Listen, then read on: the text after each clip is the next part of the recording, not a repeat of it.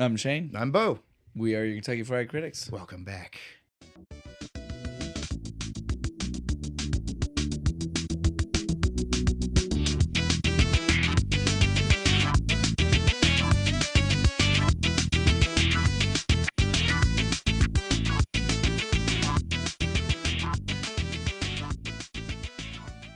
Episode 31, only because we're still at really cool, easy numbers, because Yep. last one was a round number.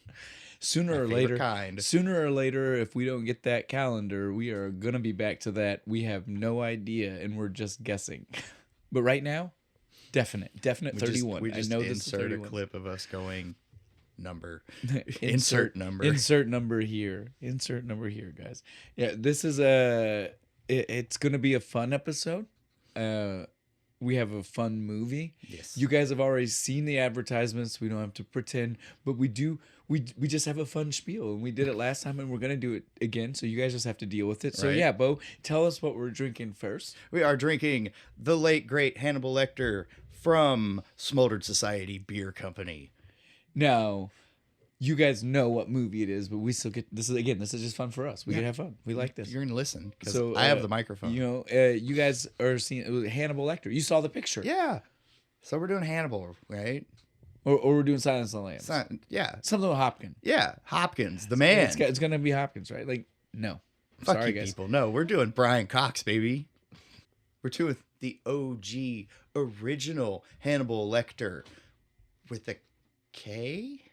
Yeah, well, L-E and an O. Yeah, it's and not oh, Lecter. it's not like it is on the can. It's here. not Lecter. How we're all it's used Lector. to. Lector. Right? Like, so yeah. And again, like you said, it's this Brian Cox. Like, this is so funny because like he's done plenty of other dramatic work. Yeah. Right. And I'm not trying to downplay. The man has a very story. He does theater. He is a true actor.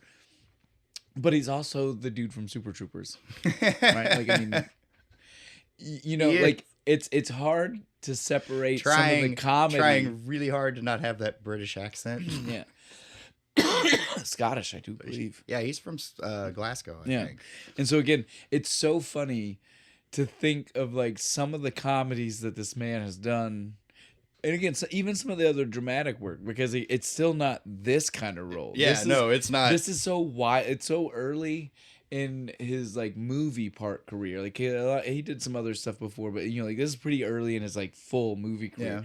To see such a wild character, man. This whole white fucking room that they fucking put him in with the plexiglass in front of the bars and shit.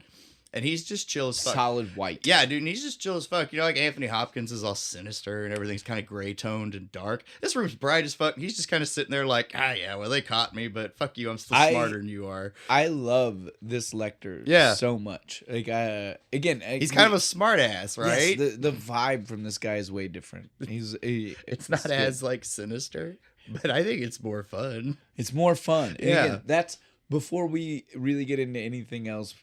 That's what I want everybody to understand. If you haven't seen this one, if you're like, I love the Hannibal Lecter movies and you've not seen this one, and you're like, well, but if you're telling me it's just Red Dragon, why should I watch it? It's because this one's fun. Okay. Look, if you liked Red Dragon and you got at the end and you were like, this needed more 80s or just more to it.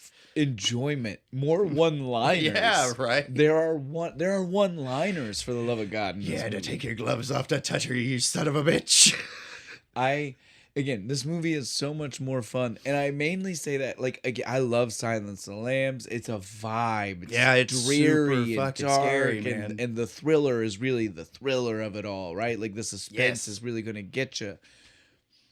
But they tried to mimic that so many times when they were making the other ones. Yeah. That when they got to Red Dragon, it was almost like formulaic, and Yeah, it and was you like, kinda I forget. don't even care. I've seen that movie. I can Dude, barely tell you I watched anything. that movie like 2 or 3 times in the theater, and I Wow, can't tell really? you almost. Yeah, well, by chance, we live in a town. You know Yeah, this. there's the we same live in a thing, town yeah. with at the time One was movie theater with one movie screen. Yeah, so again, if it was something that stayed in town for 2 weeks and you're a teenager, you're probably going to watch it more than once because it's the only I saw thing to Sixth do. Sense 4 times. So again, Yeah. you understand.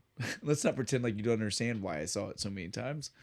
Yeah, Red. I forgot. Yeah, you weren't thinking about It's like where it's I a was probably at. bookstore. Yeah. Yeah, so Red Dragon though is just it's so boring. Yes. It's It's dull, and it's wishes that it could trying be desperately exciting. to make it like, ooh, so suspenseful and stuff. But you're like, yeah, but I know that something's about to happen here in a second. And it leans on and again And it's normally too serious. well, It takes itself too seriously. normally Right? me and Bo don't sorry about that guys. I squeaked a little bit. I'm losing my voice a little bit. I'm really pushing for you guys. I'm here for you guys. He's feeling puny. Last week, if you listened, you definitely heard me and Bo totally misremember. This is how bad Red Dragon Yeah. is to the two of us. We totally misremembered the importance of Hannibal Lecter in Red Dragon. Yep. And even watching Manhunter, the character's not that big, but it reminded me how much more they leaned on him in Red Dragon. But again, that's probably that's why people will watch it. Well, Right? and I think that's the reason why I didn't like it, because between being so formulaic and then just like leaning on the Here's Hannibal Anthony Lecter, Hopkins. yes, Remember? I was just I think I just didn't care for it as much, Yeah, because no. the story is not that, right. The story is not. No, it's not about Hannibal. It's some He's other. a It's side like a character. He's like a fan. He's barely important, right? And so I feel like that Laurenus as the director here already he had the edge Yeah. of not having to cater to people in that character, right? Yeah. Like he got to use the character the way he wanted, which was enough to spice up the story. Because everybody loves Hannibal Lecter. Yeah, I agree. But since everybody didn't know him, he didn't have to worry about. Yeah, He didn't have to be like, No, you oh, didn't- you guys want to see more of him. Let me shoehorn more of him here. Yeah, this is sorry, I was just saying that incorrect because we were thinking about production companies and directors and whatnot. This is the same thing because we don't know how movies work. No, I definitely know the difference there, but I think I just read it. I read it so much in the stuff I was looking up that No, everything. I was switching them around yeah, in my most head. of the 'cause shit I was reading saw it. was like They mentioned his name first, all the right? time. Yeah. And so like I think that's all it was. If you don't pay attention to the credits, you wouldn't know Michael Mann So I want directed to. it. Well, and again, Michael Mann is a huge. I mean, he's done some big movies with. So again, he deserves his Heat. credit. Yeah, Heat, exactly. I mean, he did a bunch of big. Like he does some really good drama, right? Like, I mean, he Yeah. knows how to like Build pull you suspense. into the movie. Yeah, and so like good fit.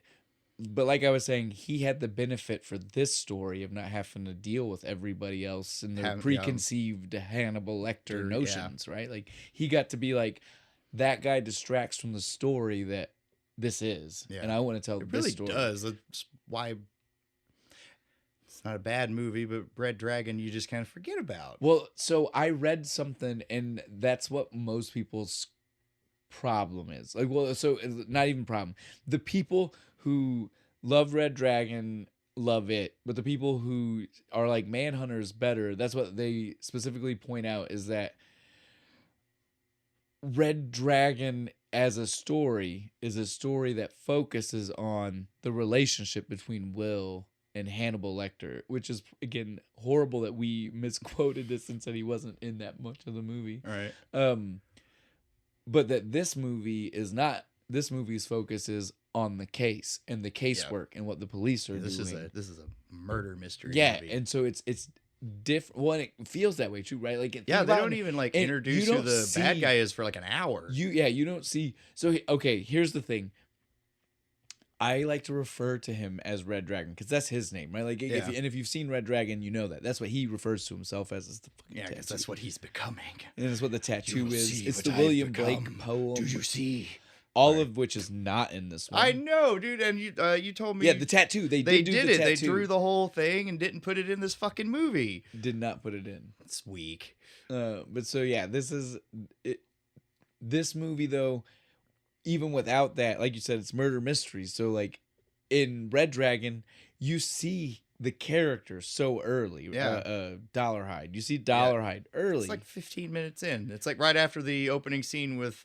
We're an hour. It's 55 minutes, not counting production logo. Yeah, the stuff. credits. Yeah. That go on too long. I'm sorry.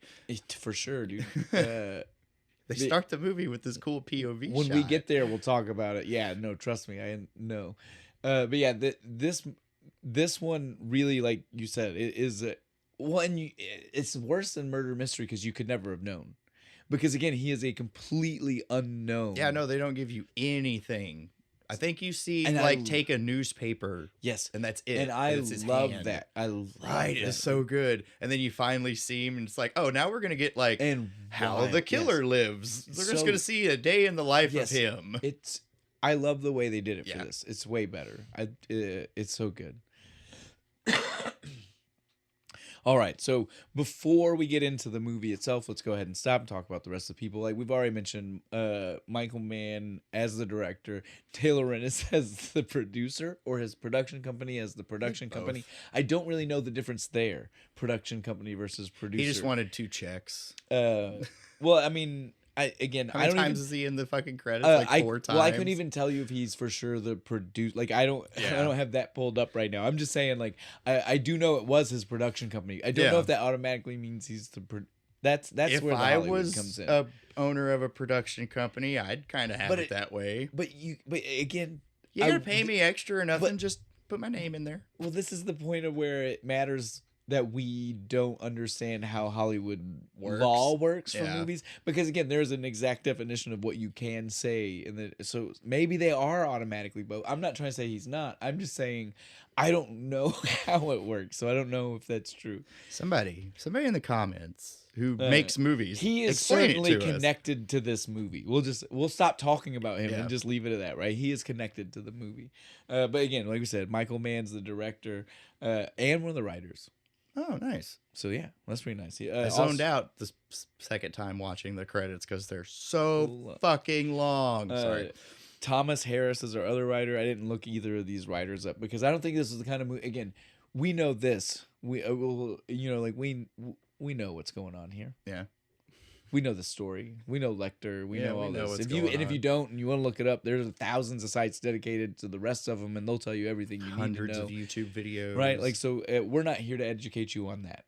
If you don't know who he is, it's on you. But we will dive into the other people. We don't need to talk about Lecter anymore. We've already mentioned Brian Cox. We man. It's hard not to lead with him, right? Even though he's such a small part of this movie, he's only like 2-3 scenes. Doesn't matter. Right? Doesn't matter. He's still Lecter. And I'm gonna be using that in all of the social media as a hook to get people the original Hannibal, the movie, original Lecter. Yeah. So the other people in the movie though is William Peterson as Will Graham instead of Ed Norton. I like Ed Norton, but I didn't like him as Will Graham. Yes, you did the same thing. I felt very forced. Yeah, and you just kind of forget everything he does in the movie. In that movie, right? Like he's dyed blonde and it's weird looking. And this Will Graham in this fucking movie is borderline psychotic. Like, I love him, you see, and that's like what he's supposed to be. That's what he's supposed to be. Like, that's why Lecter is able to be like, you're like me. It's because and this guy pulls that off. The depravity. In this guy I'm 1 second away from being the bad guy. God bless William Peterson. And again, if you guys don't know who that is, that's when I will stop to educate you. This man is Grissom from CSI. He is CSI. Fuck whatever. He's the reason CSI and all of its vast iterations fucking happened. We'd have no Caruso if it weren't for this guy. Well, in more ways than one, because I would say that Caruso stole a lot of how he performed from how Peterson was. Not in the original, not from CSI, but from this, dude. Like the only thing the one-liners. All he's missing is the sunglasses and hit the fucking stone and the guitar lick. But yeah, dude, like I'm telling you right now, there are some moments in this where it's dead on. When he's looking through the window at the airport. It's funny to me that Caruso ended up being the one doing that, and that that literally the guy who did it was in a CSI not doing it. He was Grissom was the guy with glasses hanging out in the lab. He wasn't the guy that was like he wasn't pulling out a gun like action hero. Fucking I'm dodging snipe. I watched CSI Miami. Shit was Caruso was a fucking action hero. That show was awesome. Wild. Yeah, but that's what I'm saying. Like it's funny to me that looking at him from this and like, well, why didn't he get to be that guy? He was that guy. Right. He's the originator of that character type. Come on now. Didn't give him any one-liners in the original CSI. Well, no, of course he did. Because he's like the nerdy. Yeah. He had some kind of serious cop. No, he still had one-liners because he was the smart guy who solved the crimes. That's still the guy. Oh, just different kinds. Yeah, you know what I mean? Like, I want action hero one-liners. No, he definitely wasn't getting those. No, he wasn't getting those. No, missed opportunity. Now, Did nobody watch this movie? outside of William Peterson and his greatness, and again, he did a bunch of movies in the '90s. I'm not trying to downplay him. What's it? Crush with Mark Wahlberg and I think He's like the Silverstone. dad. He's the dad. Yeah. Well, and he was like sexy dad, but nobody thinks about him because Mark Wahlberg's in the movie.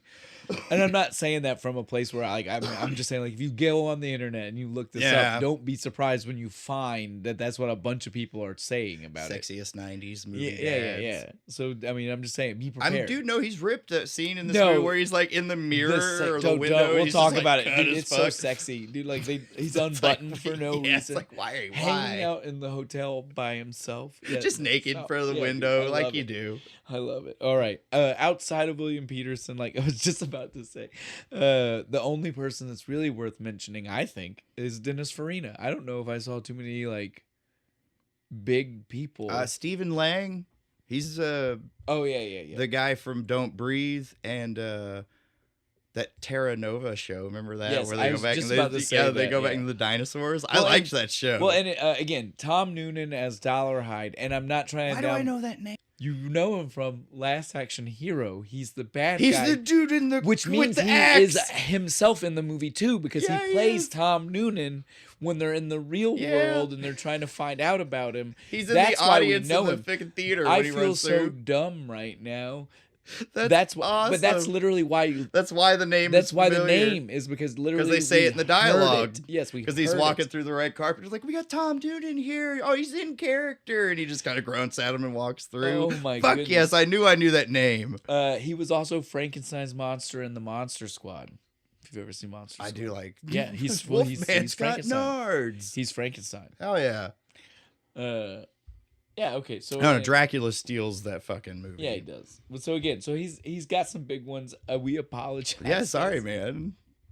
You're awesome. You play a great fucking bad guy. Yeah, definitely. Even in this, even though it's a little bit muted, and he's psycho, and he only pulls gets it like off. He only gets like 45 minutes of the movie too. Like, well, not even all that solid him. No, he's just in the last 45, right? But his parts are like scattered throughout that 45. So right? I bet if we put it all together, he's probably got like 25 minutes in the whole fucking movie, which is sad because his psyche, dude. Again, like he's so fucking. He tall, pulls off creepy, right, without even trying. When the fucking nylon fucking mask, it's like pig nosing him and shit. Yes. But so okay, you did that to me, and I almost didn't even get to talk about Dennis Farina because I love Dennis Farina, dude. Sorry, like, yeah. Again, he's the cop of the '80s. He's like every and cop the 90s, movie, yeah, dude. And then he ended up on Law and Order, of course, as a cop. As a cop. And then he was the host of the rebranded Unsolved Mysteries. I don't remember at one point, I do believe. I only remember the other guy, Robert Stack. Yeah, well, guy. we all remember Robert Stack, but yeah, I do believe at some point, in the late '90s, early 2000s, they tried to do a reboot. You know, like Netflix has one now. Yeah. But so that there was like a short-lived, and it was more like it was literally just like done at that time, but trying to like the new one doesn't really give the vibes, right? Like the old one. It's not like reenactment and blah blah. He hosted one where it was like full on like that, and so like I love Dennis Farina. Yeah, I bet you it's on Tubi. You probably find everything's on Tubi. So yeah, but that is definitely like most of the people that I recognized from the cast. I know one other person. One of the cops. He's the. Do you know him? No, but he's the general from Starship Troopers that they find in the closet, and he's all freaking out. We're all gonna die, and then the flying one smashes him into nothing. On that note, I think we're ready to go. We've talked about the beer; it's really good. We've talked, and we'll talk more about it at the end. Yeah, I mean, it's like juice. It doesn't really taste like beer. Well, we need to save juice. That. I didn't mean to segue into that. I'm going to mess us up. It's good, though. Just know that. Because normally we at least say that, and I don't think we did that. We got too excited by the name that we didn't say even anything. Yeah. But we can get into the movie. Movie. Manhunter. As soon as it starts, dude. I don't know about you. Why the hell did the Studio Canal logo have to have... all of those sound effects blasting. No. Before we even get to them, like normally you guys, you don't hear us even say this stuff. we don't care about the studio company Yeah, no, we logos and don't stuff give a coming shit. through. But this was so obnoxious and It was loud. distracting. I had to turn my TV down because Yes. it's like every sound effect ever known to man with some On seagulls. top of each other. Yeah, just studio canal. I I'm could like, only Jesus. imagine being in a theater. Ow, shit. Fuck me. That's like the original THX. Yeah. Where everybody was like, I appreciate that it's cool, but at the same time, can we stop this? Does it have to blow my ears out? Now I can't hear the movie. Yeah, that's totally what I feel like this. And this is worse because, like, because this next second, the next fucking the De next Laurentiis one. thing is quiet as fuck, and you can barely hear it. And you're like, what's happening? Am I deaf? Did it make me go deaf? I'm like, shit. Now I got to turn my TV back up. Fuck. But yeah, as soon as we get out of those dumb things, sorry guys, so we have to address it when it's that bad. When it literally almost takes you out of the movie before the movie starts. When it's one of those things, it's like it's so loud and jarring. You're like, turn it off. Yeah. Shit. I don't even want to watch this now, because that's almost how I felt. I was like, that's jarring. Right. I'm done. Woke the whole fucking house up.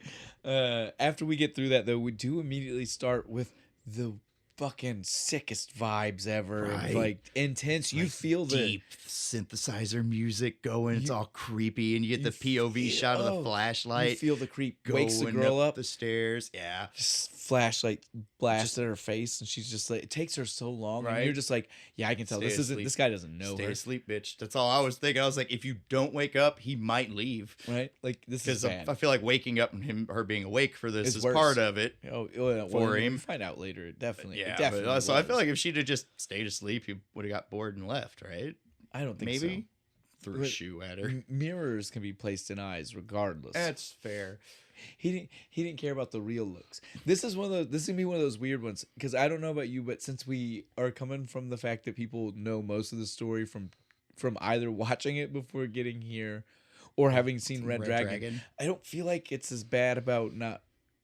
We're not surprising anybody. No. If we give out, like, we're not gonna try to do it's not a shocker. But we can mention things like this because, again, I feel like it's not that far into Red Dragon when the mirror clip happens. It's pretty early. Yeah, it's like one of the first kills they show. He's just someone putting the mirror and stuff on it, and him being all right. And so again, like the vibe for this one's way, like, because again, then in this one, the mirror is like, it's 30 minutes in before we see a mirror. Yeah. We know this.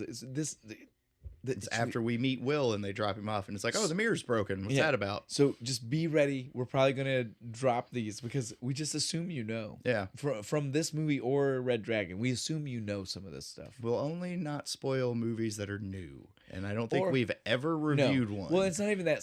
Sometimes it's just fun for us to have the conversation. Yeah. Without worrying about it. We know that people know the surprise ending when it's a 30-year-old movie, but it's a lot more fun to have a conversation and pretend we don't. Yeah. Like, hey, wait. Let's wait. We got a surprise. Yeah. Well, just like how we started for that one guy who has never seen this movie. Well, it's just like how we started the episode where we're like, you guys literally have heard us do this bit and you've seen what movie we're doing before you got here, but you're gonna listen. You're gonna listen to us be silly and tell this joke.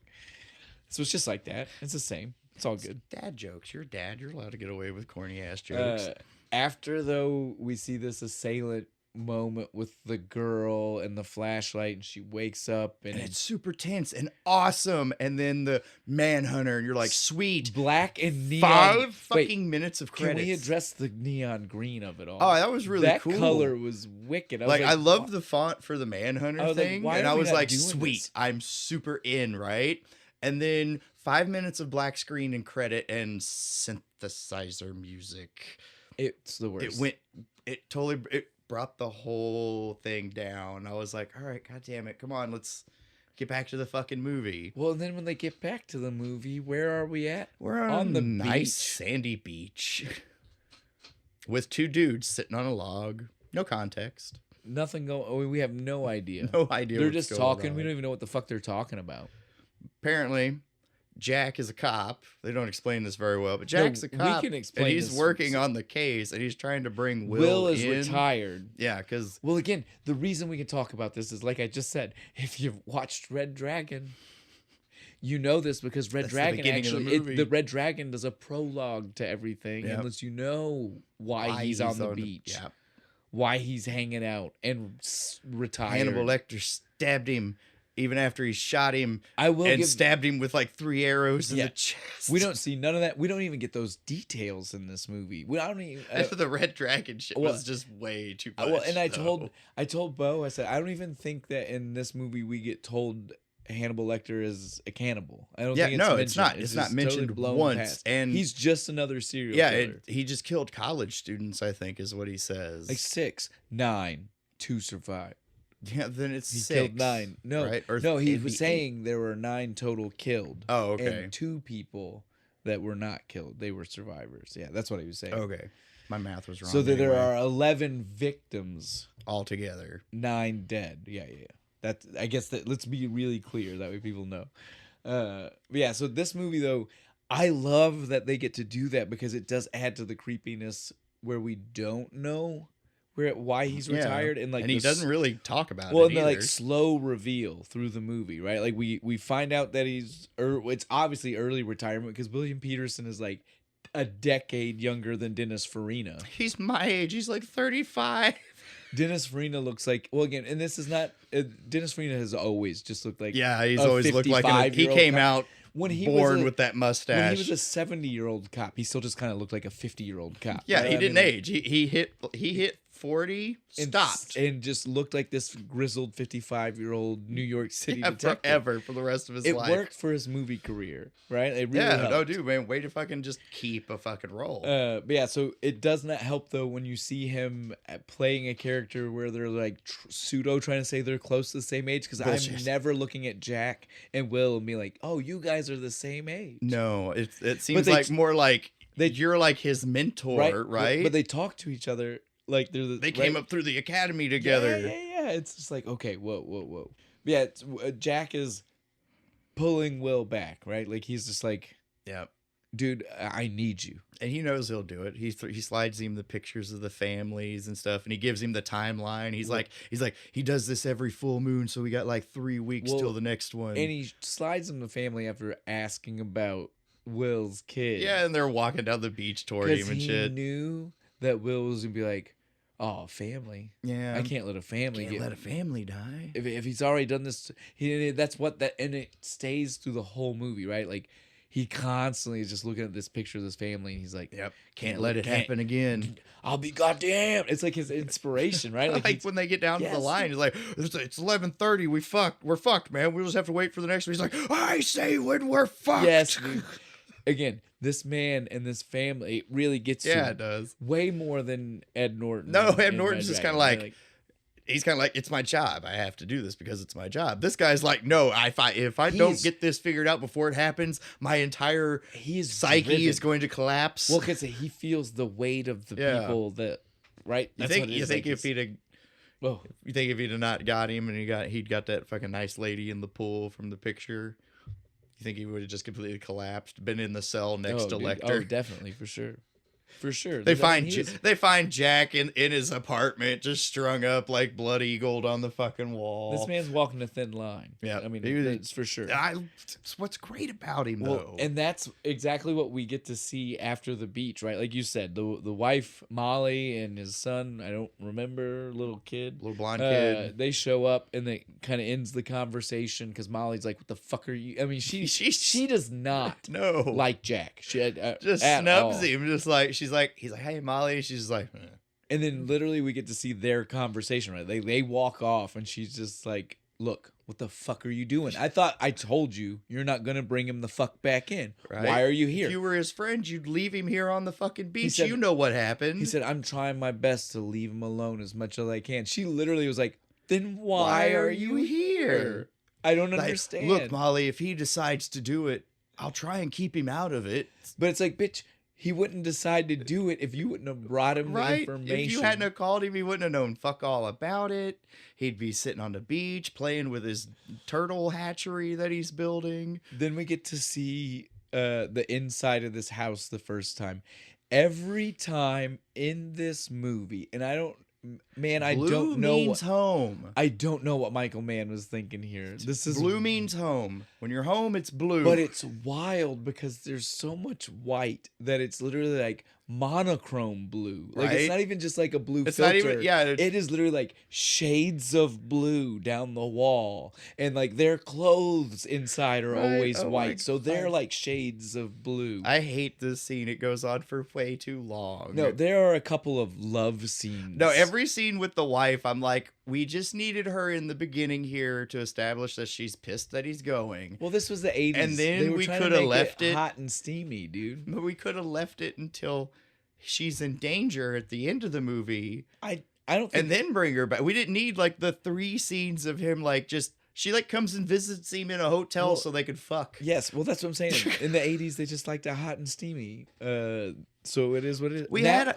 We had weird hot and steamy. Look, Francis got him some in this movie. We need to read the book. We need to find out if we need to find out whose fault this is. Is this they added it because they were trying to be good for movies? Is it that it was in the book and later on they were trying to go for a suspense, so they're like, we gotta cut the sex out. Yeah, we gotta cut this shit out. We should do our research before we get mad at anybody involved right now. This is America. I can be mad as I want. You can, but I'm just gonna let you know. Remember, that means that somebody will come back to fact check us on that. I mean, have a listen. After that's over, we get to see he is officially on the case. Yep. Little Willie Graham. It seems like the same night too, doesn't it? Dude, this is crazy too. The shit that he rocks out, like the high the tech. 80s high tech. 80s high tech. I love 80s high tech. He's pulling like the little pocket camera thing the out. The camera was so funny to me because it had the little that's shutter. what made it high tech. Yeah. He flicks it.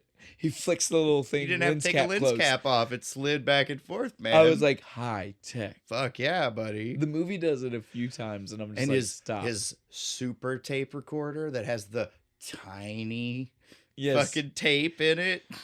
It's so funny. Even comes in a nice little carrying case. Might as well be fucking James Bond. And then we see. Speaking of, I saw a thing. Did you see the one of the James Bonds, the one that nobody likes, Timothy Dalton, I think, was supposed to be up for this role first, and he was like, "Nah, I'm gonna go be James Bond." I've seen a few people that were up for it, yeah, but I think I didn't see his name. It was kind of crazy, the list, right? I don't think it would have worked. It wouldn't have been as good. Once we get our high tech baby, our high tech rundown, we get to see that he makes it to the house. You don't know it's the house from the beginning when he's outside. Like he's outside. They quickly do an exterior shot. This is where we get our cop from Starship Troopers. And then he gets to inside and he does his interior walkthrough, and you're instantly like, oh, I recognize the stairs. Yeah, because they use the same shot from the beginning with the flashlight. Because for some reason he's here at night. So he banged his wife, jumped on a plane, flew 4 hours to Birmingham. It's like 3:00 in the morning. Like, he looks like he is straight up a criminal, right? Breaking into this house almost, right? Borderline is. I mean, well, it gets wild when you think about crime scenes. Because let's put it this way. We need to go ahead and address this. He does the full walkthrough. It feels shot for shot vibes of the beginning. Except when he gets in the bedroom, it's just the bloody aftermath. Well, and you can see the wrecked rooms, right? Like, because in the beginning, like, you can see like doors are closed. It's quiet. It's a quiet house. Nice. This time we can totally see like doors are kicked open. There's blood stains on the floor. Mirrors broken. Dude, when I tell you the shock of that room when he walked in, that's a lot of blood, man. I was just like, holy shit, fire, dude. I wasn't ready for it. And then he just, calm as you can, just starts going through what the case says happened. Listen to me right now. This is one of my points of contention about this movie and probably the book, because this is probably where they probably took the dialogue straight out of the book. Well, it's not the dialogue. My problem is, this is 1985 for the movie, 1981 for the book. This man is standing in a still bloodied crime scene, and he says they got this back from the lab that he's a AB positive from his saliva. There's a lot of fucking shit in this movie where I'm like, there ain't no goddamn way you ran that evidence that fucking fast. No, that if he had the information that he had in that's like 2 weeks, right? That bloody stuff would have been cleaned up. He'd have been sick. Yeah. It'd have been like when we see him the second time. When he goes in the other house and the guy's trying to sell it. Yeah. It would not have still been bloody. No it would fucking not way. Have been a bloody crime scene. Yeah. This is the most efficient FBI has ever been. 86 was a great year for them. They had all their fucking labs running like clockwork. It's when it's before they gave out to the community the technology that they were already at. They had ahead, but they just never got new stuff. So now they're behind. Now they're behind again. But in 86, that's what happens when you sit back on your laurels, man. In 86, though, yeah, they were on it. Did it not blow your mind? Because like I said, he's standing there, bloody house, which right? literally means it just happened. Like 4 hours max. Like the police just left this place. If you would have told me it was a blood test from blood, he knew AB positive or whatever it was. Yeah, that from real blood. Yeah. I'd have been like, dude, whatever. The dude outside. I've seen those. But he licked the suction cup for that. So it's saliva. I was like, that would have been through a centrifuge. Like, right. I mean, you'd have to separate proteins. This is 86. Like I watched the fucking FBI files on Discovery. I watched CSI, Grissom. Tell me now that's not what would have been going on. I like how yours was a fictional show and mine was like real life. Well, but again, it's only because our fictional forensic files. It's because our fictional character is standing there. But yeah, it was very wild. Let's get back on track here. But it needed to be said because it will happen multiple times. But yeah, he is looking through this crazy bloody scene, just like he's going over the facts of the case to us. We're just like, all right, dude. I don't. Yeah. Okay. Mom got shot, rearranged with the mirrors in her eyes. Dad, I'll give Dad props, even with his throat cut, trying to fight to get to the other room. And they tell us there's like, he's like, Dad had the weird ligature marks right on his chest. Yeah. He's like, we still don't know what those are about. So like we could drag him across the floor easy. We didn't know that. He's like, what did you do? You know, he's doing the full thing. He's talking to himself. What did you do with the bodies in between? Right. There were 5 minutes. I just don't understand. The other thing that he name drops on his tape that I was like, I don't know where they got this information from. He mentioned that it's definitely he was like, it's a blonde man. Yeah, we haven't found like hair or anything yet, have we? No one, if they did, no one mentioned it on camera. Yeah. And through the rest of the movie, we just know he's a blonde. And I kept being like, where? Yeah, they find the hair on the toilet paper later, note, but way that's later. like that's like an hour into the movie, right? I was just like, why does he know this? Why does he know blonde man? He's in his mind already. I guess, right? Well, that's how they made it seem, right? Like he was already trying to be like, if he's a blonde man and he's got this blood type, well, then now I have an insight into how he might work. I know how big his dick is at this point. They were totally wanting to paint profilers like magicians. Yeah, they really do. This guy was like borderline psychotic magicians. Definitely, dude. With smoking and drinking problems because he is always drinking some kind of booze anytime he's in the hotel or anything, and he has a cigarette in his hand through the whole fucking movie. Dude, no, my favorite part about him is that right now he's done with the crime scene, right? He's looked around. He's basically like, okay, I can't gather anything else. What does this man do at an active crime scene? Goes to the bathroom, pops a couple of fucking Tylenol, turns the sink on, hand and face almost right. I'm like, aren't you kind of contaminating a crime scene right now? Especially with that floofy hair of yours. We know some of that fell off. Come on now. I don't know. You get enough Aquanet in there, it'll keep it fucking. But yeah, I was totally like, this is absolutely wild. I can't believe that he's doing that. Then he gets downstairs, right, and he starts. Home movies. So many home movies. Right? He's trying to piece it together. He's just like, but what's that tell me? Then this is when he revisits upstairs, even though he's downstairs. It's like, and the wife. There's something about the wife. There's some odd cuts, right? Yeah. It's like, I'm downstairs. Click. Now I'm upstairs again. Well, because it's supposed to be like he's doing his mental walkthrough. Yeah. They just didn't have like special effects to do like a really good way to show that, right? But this was my favorite. This wild mirror fucking the mirrors. Yeah. The way he says it. The mirrors. What's then, like, so special about the mirrors? And then the phone rings. For no reason. I thought he was going to answer. Yeah, like there's going to be something, but it's just the phone rings and you hear the answering machine message. It's to give us the thing so they can keep using that for the callback. It's because he hears it, right? I know, but I'm like, hears it again. But why? It makes no sense. We need him to have the drive. Wouldn't it be like if you were an FBI agent and the phone at the murder house rang and no one left a message? I'd be like, Well, who the fuck called? Somebody trace that fucking call. Well, this is 86. Oh, yeah, that's right. Could you do even that know back then? It would have been. I bet you had to hard. actually have a connection. Yeah, something. When this is Before done, caller ID. When this is done, we get the moment where I feel like, for me, I barely can understand. I don't relate, but I can understand this. But I'm sure for you and then some of our younger followers, listeners, whatever we want to call them, will also be confused. He called his wife just to then say, "Go back to sleep." Yeah. Because he goes in the hotel room. He's like, he's watching the movies and stuff. And he's just like, oh, hold on a fucking second. Can you call? Baby, I love you. Go back to sleep. She's like, why'd you fucking call me, asshole? I was asleep. He's like, good. Go back to sleep. I'm going to go back to these weird home movies that I took from a murder house. All right, bye. It literally is to let you know. He loves his wife, I guess. And he wants to check on her.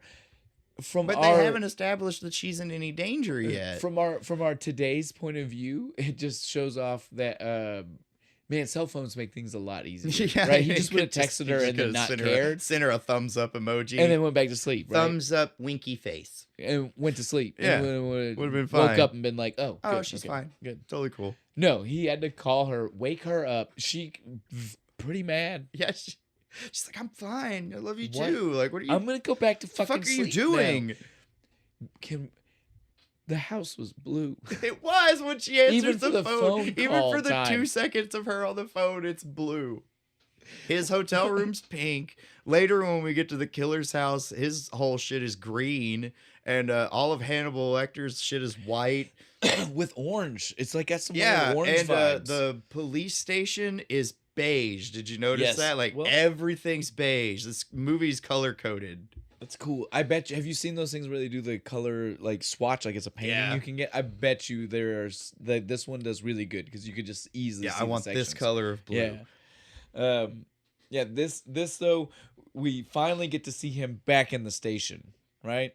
Yep. He's there. He's listening to the guy. With the very impressive model teeth that never come back. Like they made that seem like it was really important that these are the teeth. Of the kill, and then they never mention it again. They don't mention that he's been biting victims. Nothing. Other than the fact that we get the mold. We don't even know that he's a biter until we see the Lecter toilet paper later. Right? Like, but yeah, this Red Dragon really fleshes out the tooth thing. Yeah, because it's supposed to be like his grandma was abusive. Well, and he had a cleft palate. Yeah, and it got fixed, and so like he's fixated on like his mouth and like how his he has like the dentures that are his grandma's teeth. In that movie, so there's a whole lot of weird. This movie they kind of like gloss over it, like cool model, dude. Never talk about. We're gonna go talk about the other shit because in this one I don't think he wears dentures, right? Like think about it, like again we'll skip ahead for just a second since you gave the window in. In Red Dragon, when he goes to bite the reporter's face, he puts the dentures in. In this one, he definitely just bit the reporter's face. He's like, he got right up in it. Yeah. Poor Stephen Lang. So there's a huge difference. Yeah, it's big difference. It was probably just cut out of the fucking movie or for just some not reason. There. Maybe they just maybe they were saying he just has fucked up dentures this time. Yeah, maybe. Who knows, dude? We don't have that in. There is apparently a director's cut to this movie. Oh, really? And it does include a little bit of extra time with Lecter and a couple other things. Oh, cool. So, we're gonna have to watch that one. I like that. Once we see though at the station the captain take over after the tooth conversation, he immediately is like, look guys, I've seen the stuff coming out and I've heard the rumors flying around. I'm gonna tell you right now, we don't use tooth fairy. I don't want to hear it in the reports. I don't want to see it in the internal memos or any of that shit. I don't want to hear it right now. No tooth fairy. And then he goes over to Will and Jack and he's just like, we have no fucking motive. Get me a goddamn motive. His dreams. Okay. Was that weird? Yeah. They're in his dreams. And then I'm with the fucking chief. I'm like, what the fuck does that mean, man? You got to give me more than that. The random dude. Lecter, right? You got that Lecter guy. Yeah. Isn't that the one? Didn't he stab you? Thanks, man. Appreciate you reminding me about that. He's the one, he killed 6 kids, right? We've already had this conversation. Yeah. 9. Two that survived. Crazy bastard. can't believe that happened. He cut him good. Cut him good. We don't even do later when we see the scar. It was wicked. Oh yeah, no, it was. It just goes straight up his stomach. The movie though does not set you up for the fact that it was. I mean, I guess it kind of does. The people were like, I mean, that Lecter guy was a maniac. I heard what he did. Kind of set up for it. Fuck, dude. When I seen the scar, I was like, dude, I feel like this Will is way more internally conflicted than the other Will, than the Red Dragon Will. Oh yeah, he's one bad day away from being Hannibal. Definitely, right? Like, if his buddy, when he hadn't have told him later in the movie, like, go to therapy, there's something wrong with you. Yeah, he would have started killing people and using his FBI credentials to like get away with it. We'd have had a whole different fucking movie. Oh, you know what we forgot to say?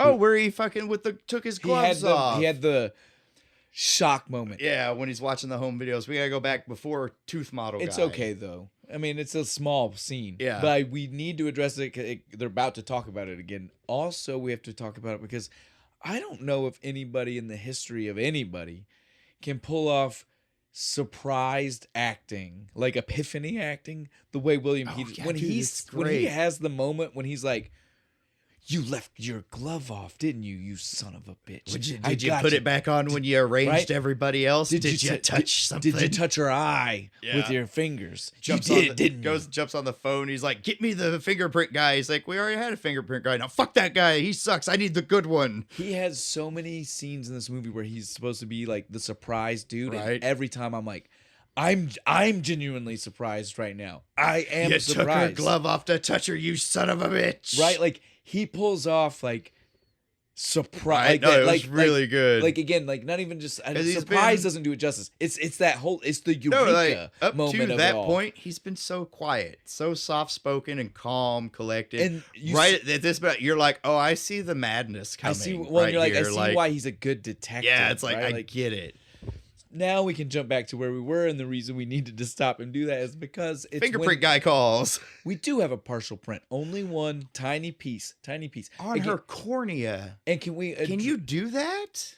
Yeah. Can you get a fingerprint off of an eyeball? Once they're dead, it's not getting re-wetted. That's true. Yeah, that's right. So it's gonna, for sure. If they were alive, no. But yeah, once they're dead, it's not gonna re-wet. So don't finger poke dead people. Just for reference. But can we address that? They were excited, right? They were like... like the smug look Jack gives the captain, like, yeah, see, we've got something now, but they have it literally... It's a partial, it's not even a full one. Well, they say it. They say specifically it's the tip, right? Yeah. That's not... Think about when you do a fingerprint. That's nothing. That part is barely fingerprinted. Right. There's no way you're getting a match off that. No. Even if he's in the database, there's no way. The best you got now is that the guy is not as careful as you thought, right? So you can start building on, look for small things because he's not as smart as he thinks he is. That's the best they got from that. But Jack and Will, those two smugness together, like they feed off of each other, right? Yeah, they do. They're just like, yeah, we got him. Fuck that captain. We're a fucking team. Yeah. This is why he called me back. We're the dynamic duo, bro. High five. He walks up. He's like, look, man, I'm gonna have to go talk to Lecter. Yep. Dude's like, why? Why the fuck do you need to do that? He's like, because I got to get the scent back. I got to get the feeling, the mojo, essentially. Yeah. And you're like, and then who bothers him on the way while they're fucking walking? Fucking Freddie Lowndes from the Rattler, the Tattler. It's a fucking rag, man. It's a dirt sheet. Or the Rattler. I don't actually now. I can't remember. It's got to be Tattler. Because that means tell people things. Tattler. Yeah. It's got to be. Goes up trying to be like, hey, man, give me a scoop. How's he killing people and all this shit? And Will just sleaziest judo flips the fuck out of him onto the car, man. Just bam, leave me alone. Well, he walks away and you quickly get to find out why. Yeah, because when he does it, you're like, fuck, man. He tells Jack, he's like, don't you remember? That's that fuck. He waited until I was in the hospital, snuck in, I was unconscious, snapped pictures of his wounds, the nasty ass fucking he's scar. Like, oh yeah, put it all over the paper so his wife could see it. Literally, best friend Jack goes, oh yeah, that is right. I forgot. I forgot my best friend that guy is the one who That's right. You insulted you that bad. You did get gutted like a fish that one time. Ha! Good times. Yeah, this journal. I feel like so again. This is where we got to stop to do the Red Dragon of it all, right? Because in Red Dragon, this is Philip Seymour Hoffman, and he's way better in that movie. Well, he's better. It's a better Freddie Lounge. That's the one thing Red Dragon did better. It's a better Freddie journalist. Lounge. Yeah, this guy is so sleazy. Yeah, he is. Right? He's 80s sleaze, and I love it. Philip Seymour Hoffman, I feel like, was like that perfect line of like. He's not necessarily sleazy, but you can see that he's on the bad side of journalism. Right? Yeah. I will get my story. This guy's like, I'm trying to get drugs and laid. This is the guy. This is like what a cartoon in the 80s would have said sleazy reporter is, right? Yeah, dude, he's even got like the. Oh no, he's got the suit. Collar. It's sparkly. Yes. It's a sparkly suit. Who wears a sparkly oversized suit? Too. What was that about in the mid 80s? Like the oversized suit. Yeah. So this again, like I said, this guy is this reporter is something else.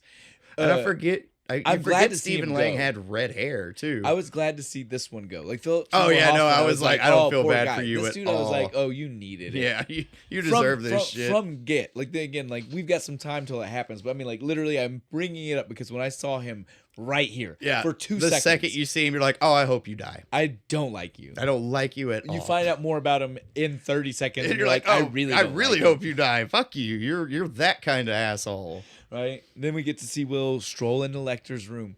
This is so dope. It's solid. Well, and again, yeah, we already said it's solid white with a little weird like orange tones. We're gonna stop the differences between Red Dragon and this, but it's hard not to. Yeah, right? It's really hard not to. But so like, especially and it saves us from having to do Red Dragon. Well, and this is wildly different, right? This is so wildly it's super different. Because like when you see like it's a pit in the ground in Silence of the Lambs and in Red Dragon, right? Like so dark and gray. He's such an evil, crazy man. They've locked him away from anywhere that he could see the light of day or people. It's over the top and not real, right? Right. This is real. Yeah, this is like where you perfectly white room. Like a criminally insane man would go to something like this. It's not big. It's tiny, sterile, solid white. So that way it drives him crazy because it's got that weird fluorescent light that's not really light. Yes, which is magnified by the whiteness everywhere, right? Like this is perfect. This is real. I believe this. Yeah. The one in Silence of the Lambs and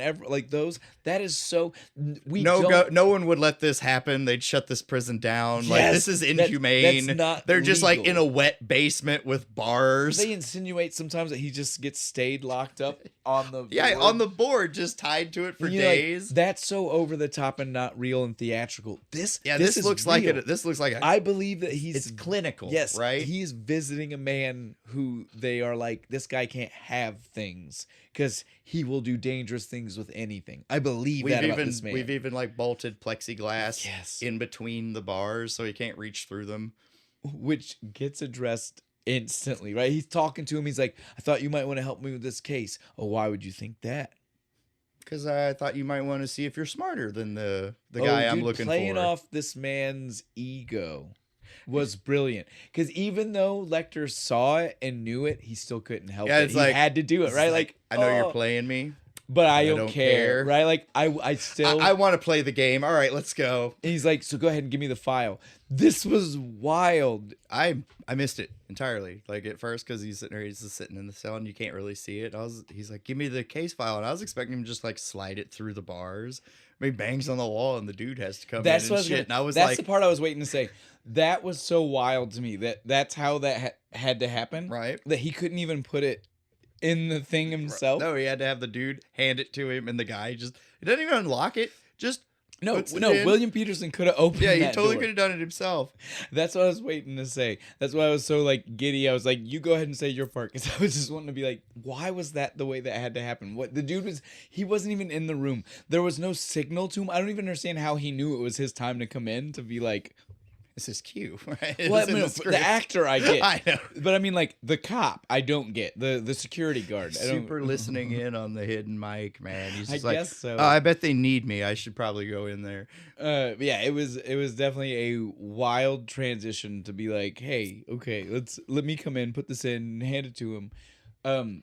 This is one of those spots I'll stop to say that Michael Mann did some wicked cool directing that you would barely know he did. But it's because he did it so well that you barely notice. Huh? Is it what I think it is?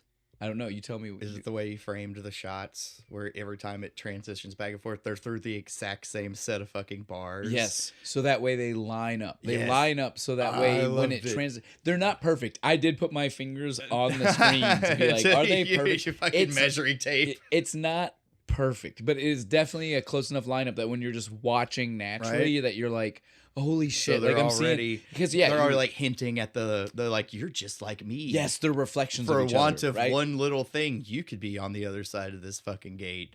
Again, beautiful touch. Right. I so noticed nice. that too. I'm glad you did. Yes, dude. It's because it's wicked cool. Because it really is. It took me the second watch through to notice it. I was like, "Oh, that's fucking badass." They're like perfectly in the exact same. yes. So that way, when we did the back, because that's how that conversation works. It's literally just like fixed camera back and forth from the two sides. Yeah, it keeps cutting back and forth. Oh, between them. So cool. It is good. And again, it's so. That's why I wanted to point it out. It's subtle. It is a subtle thing that makes all the difference in the scene, dude. Like you'd be taking out so much more. It's kind of some David Lynch shit, right? Something he would do. Like something if you third, fourth time watching it, you'll notice it and be like, that's the sickest shit ever. I agree. And on top of that, their conversation, as opposed to any conversation I saw Hannibal Lecter, Anthony Hopkins, Lecter, not Lector. Yeah, not Lector. Yeah, so this is Lector. He's from Norway. The other one's more Germanic. So this Lector, his conversation with Will is so much more of a chess match. Yeah. Right? Like Hannibal Lecter that we all know is a lot more of a I'm smarter than you and I know I'm smarter than you. So it doesn't feel like a chess match. It just feels like he already won and he's playing you. This literally felt like a chess match. Like there was back and forth. Right. Again, we see him play on his ego and then we see back, you know what I mean? Like this was cool. Oh, yeah, I love that shit. He's like, well, if you're so smart, you should be able to help me catch this guy because you're smart, right? And he's like, well, aren't you smarter than me? Because how did you me? Right? So you should be smarter under that logic. The way they fucking pull this conversation How did you catch me, Graham? How did you catch me? It's because you're like me. Right? And he freaks out and leaves the fucking room. I am telling you, dude. I love it. They did this so like you can't do this to like the Hannibal Lecter that we know from the newer movies can't be this guy. No, you because can't. He's supposed to be the smartest dude in the room and he knows he's smart. This guy is different. Yeah. This guy's smart. He's not trying to play it like he's the most intelligent guy. He's trying to play it different. And so he does have a real battle of wits that goes on, right? Like again, when you see Anthony Hopkins and Clarice, you know, like when it's different. It's not much more. It's more like a Sinister because he's like more of a horror movie villain. Yes. This one, I'm just a crazy serial killer, and you just happen to fucking catch me. Right? Someone would be a smug smartass about it. So he talks like really fast, so you don't like catch what he's saying because he's trying to trip you up. So good. Yes. Dude. Not enough respect for Brian Cox's Hannibal Lecter. Right. Just saying. I'll study him for you. Keep bringing me more of his work. Dude, I love it, man. I'll call you at your desk, unless, of course, you want to leave me your home phone number. It's like, dude, shut the fuck up. No, that was his reaction, was like, are you for fucking I'm real? getting the fuck out of here. I'm done on that note. Peace out. He leaves, and the longest run in cinema fucking history, we literally watch him run down like the 8 fucking because he was floors. scared. He was scared of the "you are me." He was so scared of that. I am not you. He had to run away. The breathing, dude. Right. It's the only time in the entire movie where I was like, did they put like a lav mic on him while he was It's running? the only time in the movie where there's not like deep synthesizer music or a pop ballad. It's just nothing. Him breathing. It's for the breathing. Footsteps. It's for the breathe. They were like, look, fuck everything else right now. I just want to know that William Peterson can breathe. Yeah. And he's in good shape because that was like a 400-meter run that guy did out of the building. But what do we see when it's happening? Stupid son of a bitch is following him. Fucking Loads or Leads or whatever. What's his name? I don't even remember. Hang on, I wrote it down. I never wrote it down. I hate that is. guy so much. I never wrote it Freddie down. Lowndes. But yeah, he's watching, snapping pictures. I knew it. Yeah, it gets him on the outside of the... Lecter's... He wanted to That's prove... That's a prison, apparently. Yeah. Did you see how nice that fucking building is? I think I read that it's actually a museum. That makes way more sense. Yeah. But yeah, so he had to take proof that he was, because remember, that's what he asked him about earlier. Mm-hmm. Was he was like, "How's Lecter? How's that guy?" I know you're. I know you're in on this, right? Man, like, let me in.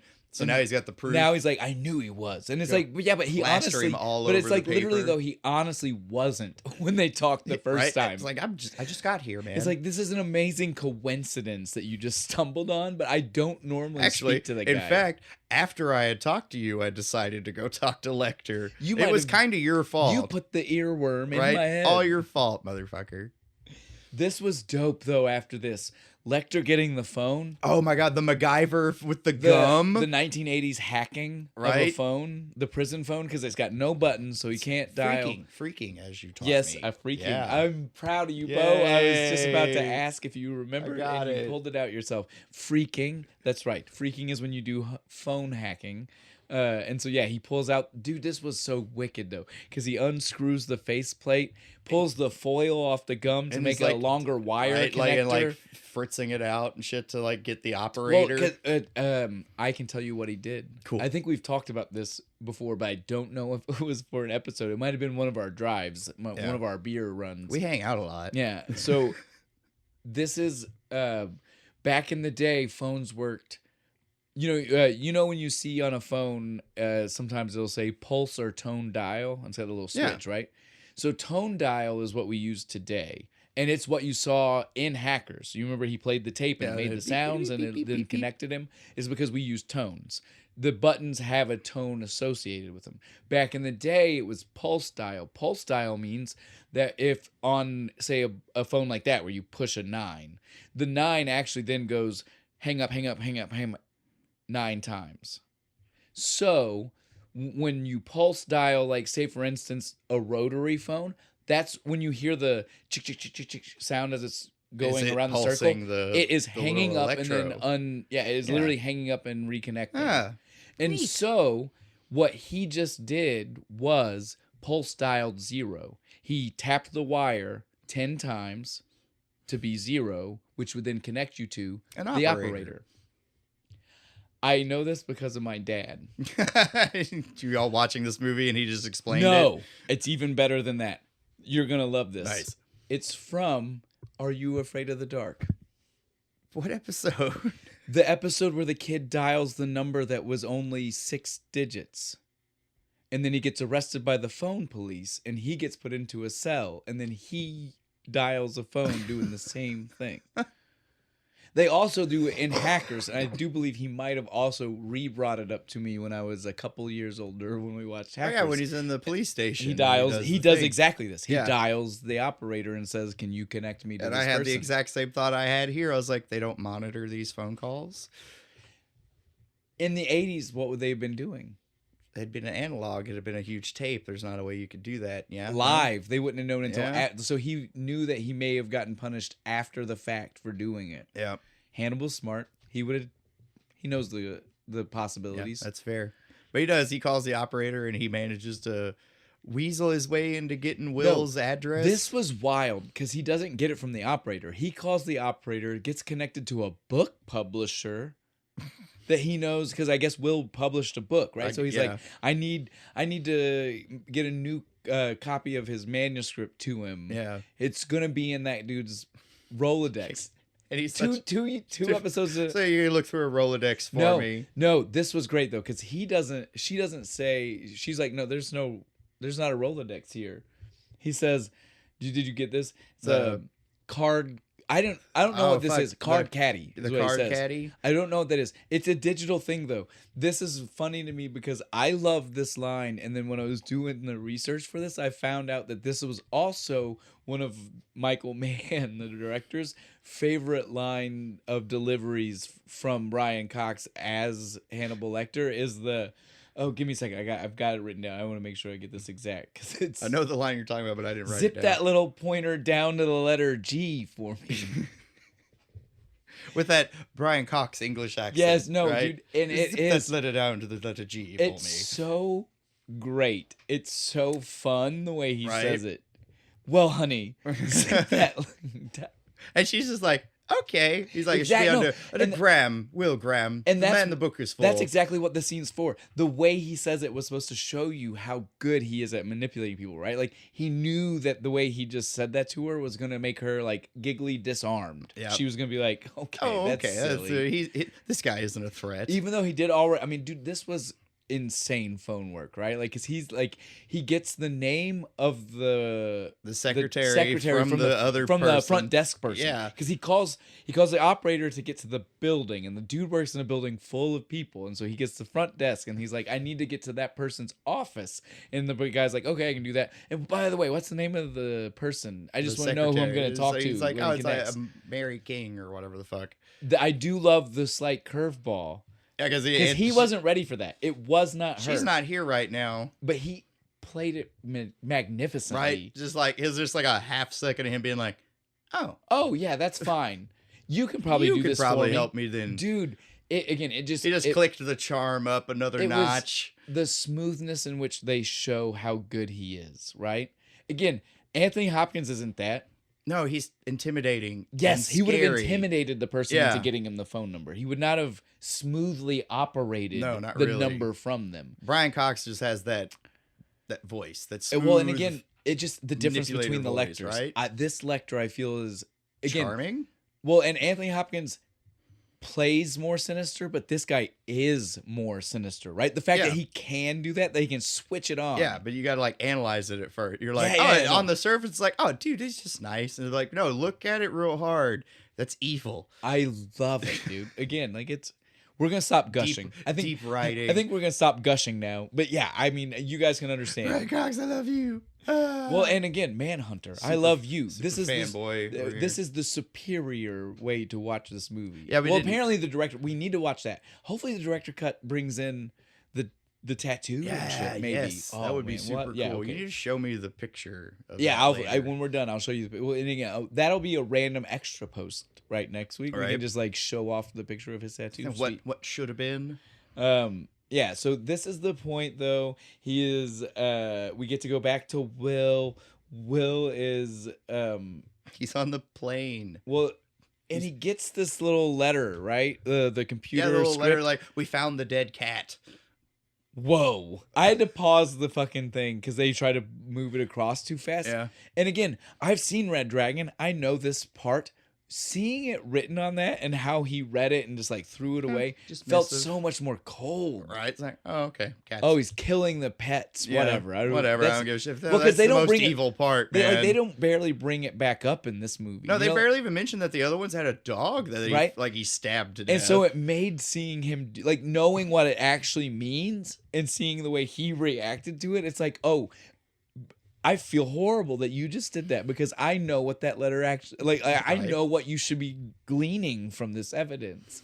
It's one of the few times I would say that this movie like totally missed it. Like some of the things they edit out, it makes sense. We know why they edited it out. Yeah. They got rid of the Red Dragon William Blake shit because they decided not to call it Red Dragon. It was already a 2-hour movie. That would have added 30 minutes because apparently they're supposed to like go to New York. Well, think about it. Find the painting compared and to Red Dragon. Well, that happens in Red Dragon. Yeah. They do that, but also Red Dragon does the full beginning prologue. Is that a 2.5 hour movie? It's a 2.5 hour. Yeah, movie. see, that's what so it's an extra 30 minutes. An extra 30 minutes. So yeah, because this one's 2. Yeah. And think about it. In 80, that was 85, yeah, 86, that was pushing it. 2 was crazy. I mean, you got to get like super like what are they called? Studio support to get away with a 2-hour movie. Like they had to believe in this fucking shit when it was coming out. Yeah. Otherwise, you're like, no, you're getting an hour and a half, hour 45. Only really important movies get 2 hours. I love that you say this so the studio had to be behind it because the next thing we see is something that I'm like, I feel like the studio would have pulled this scene where he falls asleep like a goddamn madman on the plane, knowing the girl. He knows she's there. Right, she's been there the whole flight. She's 9. And whole he's flight. Looking I'm going to look at these murder pictures and I'll take a nap. And have a weird boat dream about my wife. I think it was blue. It was because of the ocean and the sky. It was still blue. his lifetime But is blue. she was drinking some Dos Equis in it, so she's got good taste. But yeah, so then he gets woken up by the little girl freaking screaming out. Thankfully, but again, like this is one of those moments where you're like, man, I'm surprised the studio gave them 2 hours to let that scene be one of them, right? I wrote my notes. I was like, maybe don't take a fucking nap with your murder files just sitting out. Poor little girl. Yeah, I mean, again, it was absolutely crazy because it flashes across like what the pictures are. One of them's real brutal. Oh, yeah. Like chick is naked and just cut all up and shit. Now this is when we see him out in the woods. I still never I don't understand this in Red Dragon. I don't understand it in this movie. The reasoning behind why he leaves the crime scene into the woods and climb a tree. And then be like, this is it. This is where he's like in both stories. I feel like they don't. There was a rope. He's like, what's up this rope? I don't know. But again, to get to where the rope was, that's fair. How Why far would you go outside? Think about how well, and it was, dude. It was a good distance. We're not talking like he saw it from the house. Yeah, no, it's not like the tree right outside the window. Yeah, it's like a good 100 yards back into the woods. He left the property and was then like, oh, what's this? This perfectly placed tree. Both stories, I feel like, do a very bad job about explaining how he just naturally gets to it, though none of the 35 cops who have been analyzing the scene have found it. It's so we can have another one of his epiphanies, outbursts of you stood here and you watched them through their bright windows, you son of a bitch. He says you son of a bitch a lot in this fucking movie. It's so good though. He does it well. That's the title. Can we do that as the title? I'll find you one. Son of a bitch. Well, I'll find one of the ones that's the best, or maybe the sport line. Yeah, it's me and you, sport. You know what I'm saying? Like it'll be, but yeah, no, he's got a lot of. Like we said at the beginning, he's got one-liners. This man has legitimate one-liners. He's good, dude. But after his action hero one-liner, he sees the little he picked symbol. The big yards. Yeah, this is why he needed the big yard. Yeah, no, like once he climbs up, he gives his one-liner, sees the symbol, knows he's there, and he looks over and he's like, "Oh, you could see everything from here, couldn't you? You watch him and dream, you sick fuck. This is why you picked the big yards." Fucking second action hero line.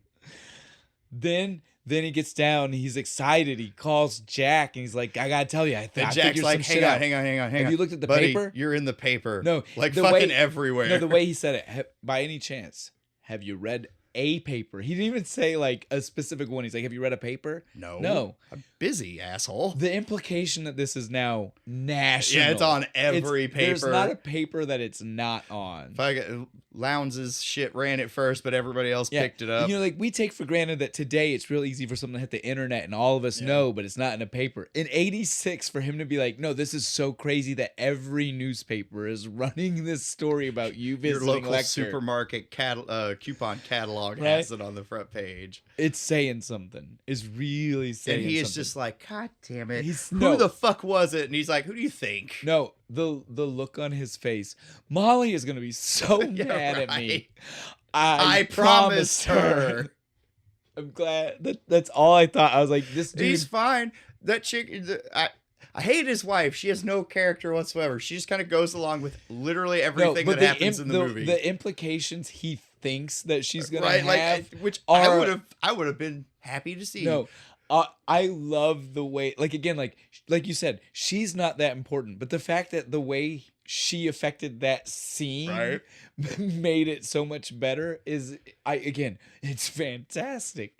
She's gonna be like, because you can see that, you can see the motivation on him, right? Like you can just see it's oh god damn it, I promised her, now I'm everywhere. Now I'm on all the papers. It's like if I had a cell phone, it'd be blown up right now. Pager? Is this pre-pager? This is pre-pager. This was the best transition into, like, we already got him freaking out, right? Into Dr. Chilton. In case that name doesn't make sense to you, watch the movies. He's always the dude. All of them. He's the doctor for Lecter. And it's not the same. It's not the same actor. No, and later, this one's like this guy they do kind of look the but same. He's not nearly as like creepy and sleazy as the other ones. Well, and the other guy, he's just a doctor. Well, and the other dude is like. The other guy looks like an emaciated version of this guy. Like, that's what I mean. Like, they look like they could be the same guy. You just took him and starved him. Yes. And so that's part. I think that's we're why gonna the other put you one in feels this closet, and we'll let you out when we film the next movie. Yeah, this dude, he calls up and he's like, guys, I need someone immediately. We found some shit you guys need to know about. I'm pretty sure he's talking to the fucking Tooth Fairy. Yep. I have a note written on toilet paper. Can you read it to us? This was great, dude. Can you read it to us? It's on toilet paper? And I was like, no, we understand we that, get dude. Part, asshole. What does it say? And he's like, I gotta be really careful. And you see him literally like manhandling the fuck out of this toilet paper. Will's like, don't touch it. And he's sitting there poking it the whole time he's reading it. But so he reads this whole thing to him. Again, this is what's wild. They don't mention William Blake, but this dude, this is the first of the, like, you hear the William Blake poem quote in the thing that he's writing, right?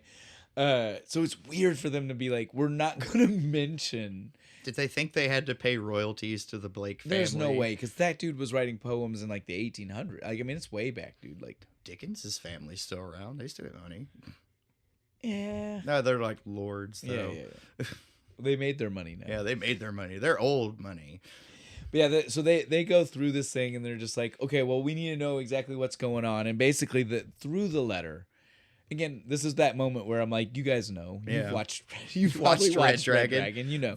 He's communicating. It is him, and he's talking to Lecter. He's very excited that Hannibal knows who he is and has shown interest in him. Can you believe how they talk about us in the papers? The Tooth Fairy. I mean the Gull. I hate that name. The way... Absolutely absurd. But then they bring up Will. I am very interested in investigating him. And then the next line is like, it's where the rip is. Yeah, he's like, then there's a piece missing, and then it comes back to say this extra stuff about. Hopefully, I get to talk to you again. Maybe I'll send you something wet, which is really gross. A very Signed, gross. Avid fan. Also, toothprint in the paper. We don't see that, but we know that because they show us later when they start analyzing. Remember those teeth 45 minutes now ago? They finally get to use them. Now we bring it up. But yeah, so they're like. Instantly, they're like, well, now we need to know what the fuck is on this thing, though. Right? There's got to be some kind How can we find... We need to know what's on the missing piece. This was some wild 1980s CSI I love this, shit. Scrambling. Like, we got 3 hours to figure this shit out. Bullshit, they did all this stuff in 3 hours. They take it to, fingerprints, hair, document fucking scanner thing. One dude's doing it's infrared. A laser. Why is there a laser? Did you see that? I don't know. I was like, dude, we're in the Doesn't it look cool? That's we're in the 2020s. We're halfway to 2030 from the beginning of the 2020s. We don't have this shit. What is Nobody's this shit? using lasers. No. This was wild. Blue again with the blue shine everywhere, and he's like, dude. Guys, I got it though, because when you do this and you do that, it's clear. But his ink is infrared, and somebody else's isn't infrared. Yeah, so if we do this shit, and so all they could see, were the top. Dude, this was. It said tits, and you can't tell me otherwise. Titties. Tits only has one T. This definitely had 2 T's. Titties. I think the production crew was having a laugh and wrote titties and then ripped the part off. Look, no, you can still see the T's because that's clearly an I, not an A. The quickness with which fucking Will gets there, too. He looks at it and him and fucking Jack, almost, again, we made fun of them pretending like they're the best cops ever earlier, but the way they just turned to each other and looked and were like, it's the Tattler. The personal ads. And then they go and they're like, we look for anything for Avid I was like, how? What? Why? Who? Where? Because it clearly says tits. I have it in my fucking notes. Right here. That says tits. But so yeah, they were like, okay, well we're just gonna analyze it, find them. That we see the whole fucking bullpen is on it. They're all gonna be looking for it, seeing if they can find anything. Finally, it comes back. They have all this stuff. Will still sneaking looks at the picture. I was like, why in the middle of all this did he pull this shit? Almost out of his wallet? He was literally almost like, real sneaky. I've got inspiration again. I'm ready to start doing this. I'm good. I saw the dead family. Was that not really weird? Was that I not needed that. so weird? I had to remember the horror. Like he was getting a little bump picked up. Like he was just like, oh, that's remember what I why needed. I'm doing this. But yeah, so in the middle of that though, they come back. They've got these codes, right? They're like, we're pretty sure it's we found a bunch it. of It's Bible this one, books, but it's not Bible because there's only 4 books in Galatians. There's only 6 in Acts. You know, like they don't line up. So it's got to be some kind of book code, but just not with the Bible.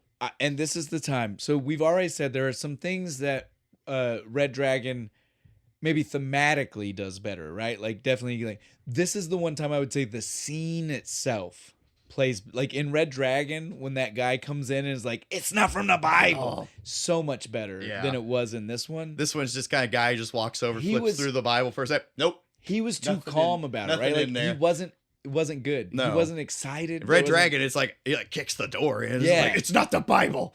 Yes, dude. Well, then what is it? I don't know, but it's got to be something to do with Lecter's books. It's the literal only scene I would say is filmed better. Yeah. Everything else, it's like thematically. It's like a behind, like it's like I feel like they explain it vibe in this movie. Oh no, the description is way, like he really is. Yeah, like because in Red Dragon, it's just like we're gonna scream. Yes, and then cut to something else. This is though where he, again, he's like, okay, well, I know how we can find it. There's a picture of his cell. It's in the Library of Congress. Yep. Why is there a picture of Hannibal Lecter's cell in the Library of Congress? I don't know. Did that not feel weird? It was. And it's in both. It's just that's a thing. And I'm like, are all serial killers' cells photographed? The book of serial killer cells in the Library of Dahmer Congress. and fucking Bundy and maybe we should take a field trip. Dude, and find out. Dope. I've been to the Smithsonian. It was really fucking cool. Well, let's go. Holocaust Museum, saddest place in the fucking world. But high recommend. You should go. Once they see this letter from them, though, they're like, okay, well, now that we know what it says, we need to try to stop this, right? Yep. Like, we need to send our own. And he's like, it's too late. We can't do that. We got 30 minutes. There's not enough we don't know exactly what the code is. Yeah, there's no way we're going to break this code, We just know a little right? bit of it. Like, we don't know, but we don't know what it says yet. And he's like, okay, it's up to you, Will. What do we do? Do we run it? I say we run it the way it is. Yep. I mean, it's not. But our play is. Man, after watching the movie, you're like, oh, you shouldn't have done that. Yeah, no. He said, he's like, we should put the play up that we put me up now. Yeah. We're going to plan B. Next week, we're going to put me up as bait. And they're like, I still don't even know if that's good. And so what do they do I like instead? the next scene, his boys are like trying to talk him out of it. Like, dude, you ain't got to do this shit. Well, because literally they jump from next week to the next day's paper, right? Like, because he literally is like, no, set up this appointment with the dude. Yep, we're going to go right now. We're going to call him gay. I love how the FBI's plan is fifth grade taunting. Like, yeah, well, you're gay. They'll call it. What'd they expect him to do? Come running out into the fucking middle of the street, be like, I'm not gay. I mean, say what you want, it worked. It did work, right? But on the wrong person, though. I get it, but what my point though is just that their logic wasn't wrong. It did work. They just weren't. They didn't think it out thoroughly enough to be like, he might blame several people in this equation. It's Lowndes' fault. Because they have him come in and they're doing the whole... It's his fault because he is so sleazy. Yeah. If he hadn't got in the picture with him, I bet he wouldn't have been bothered. Well, no, it's a double effect here.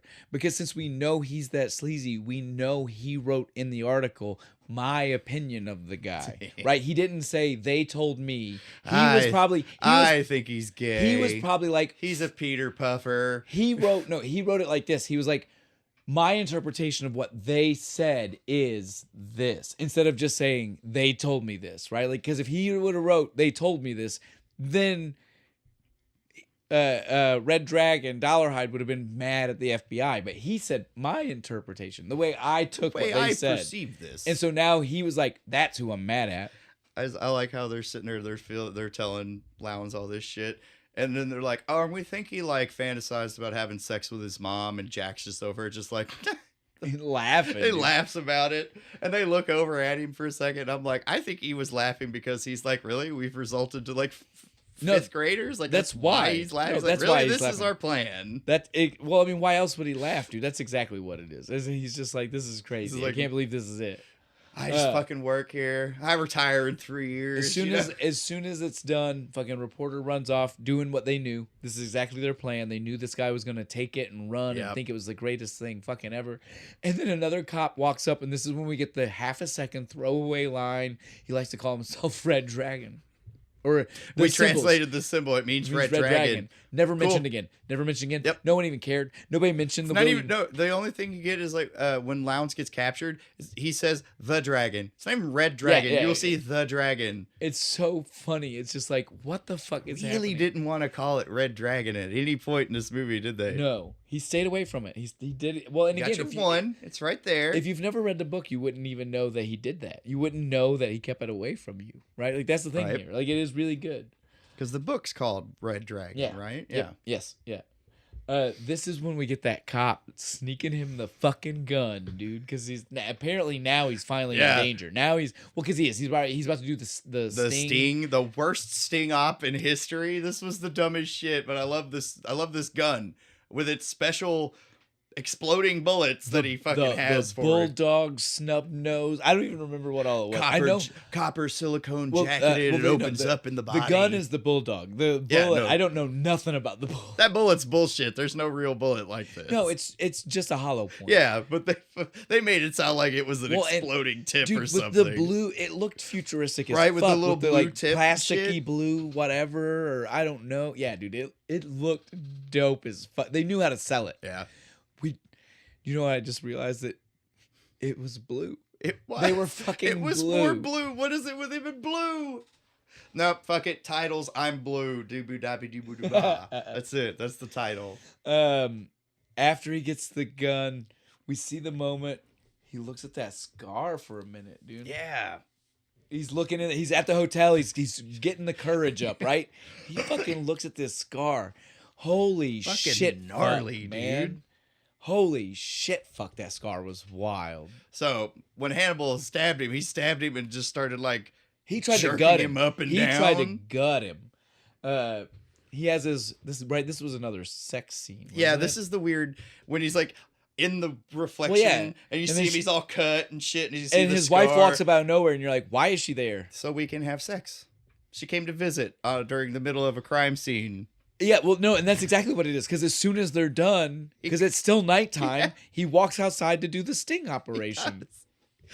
I had to go bang my wife real quick. I might die. I get it, you know. We see the sniper from a distance, and we're like, "Oh shit, this is gonna go down, right?" And then we see the other. There's like 30 fucking cops out here. There's this. They're all just kind of standing against the wall. Now, not really hiding. There's like a van off to the side. When you first see this jogger.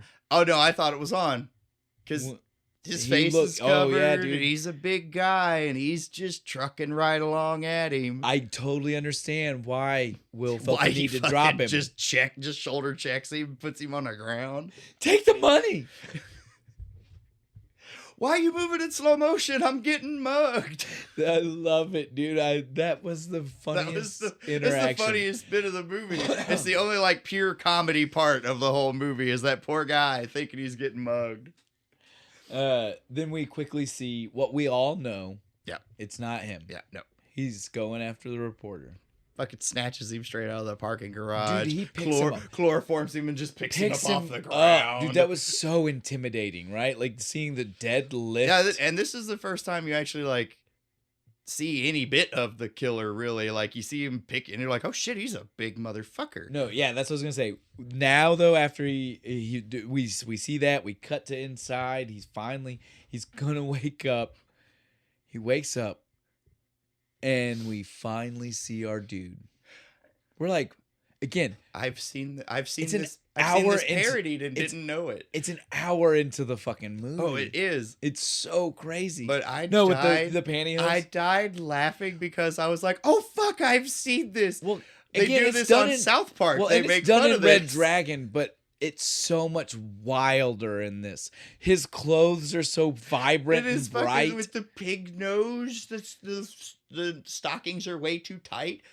Do you see? It's so good. Do you see?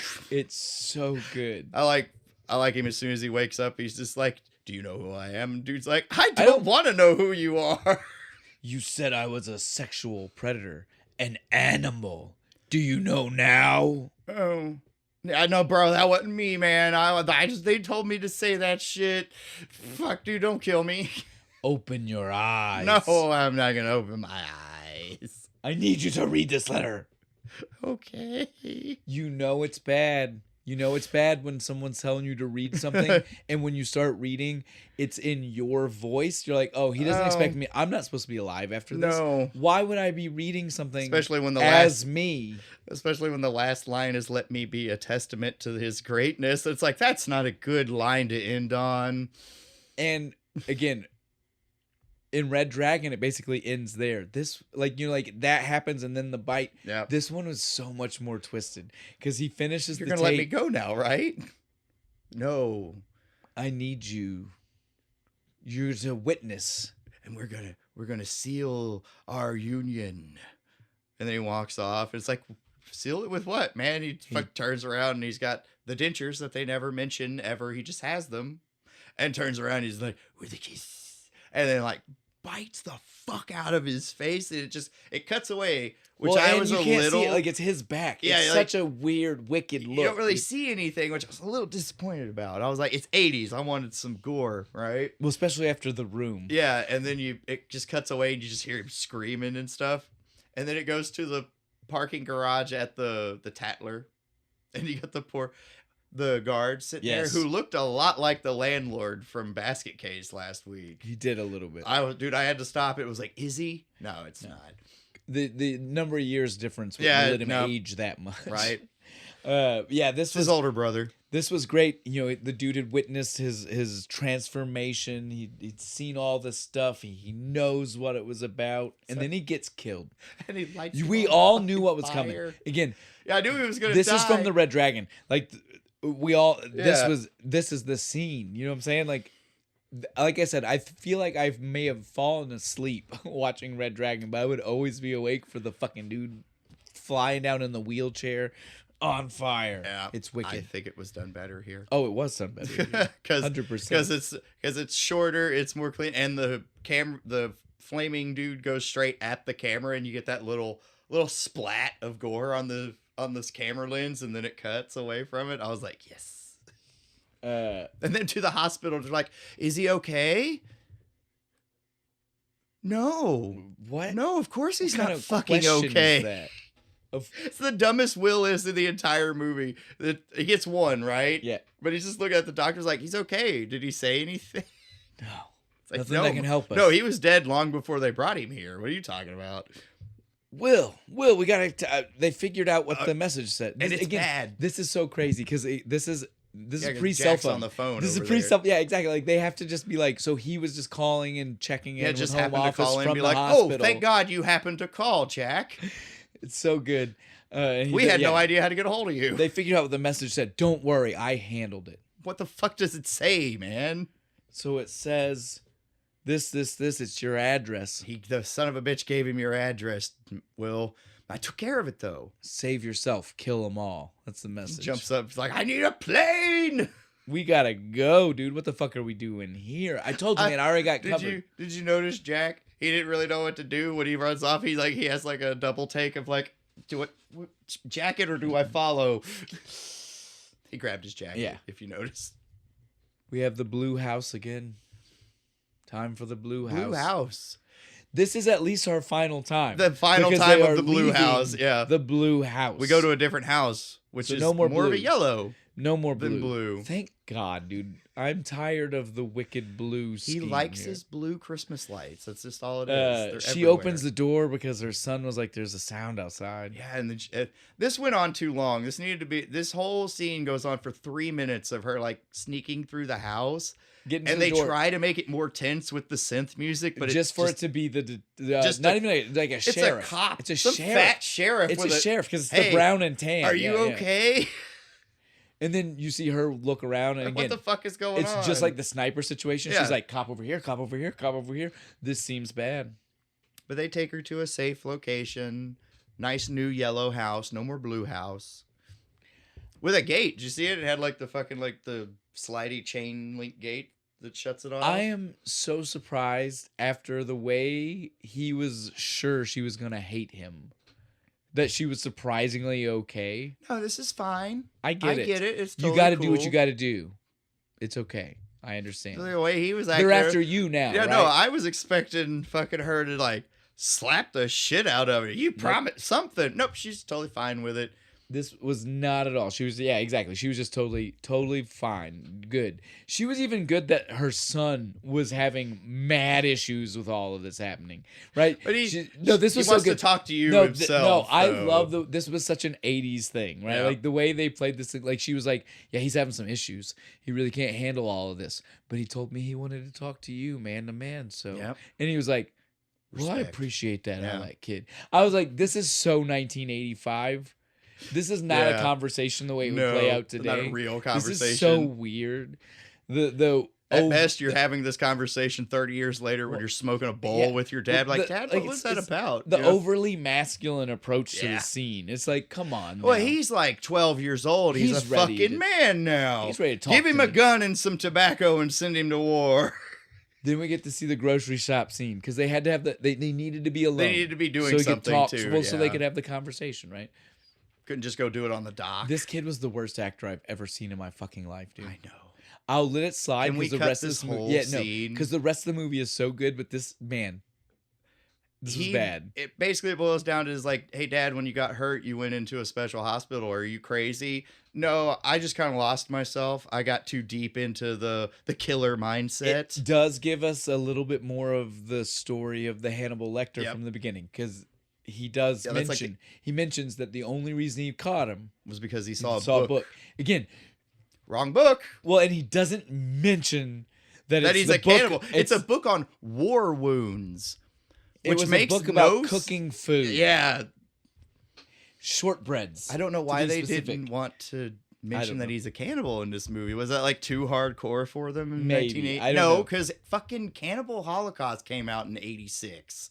Yeah, but that's not like a mainstream. Yeah, but it's cannibal fucking movie. There's a difference. And by an Italian production There's a difference company. between trying to like hit a mainstream audience and trying to hit anybody that might walk in.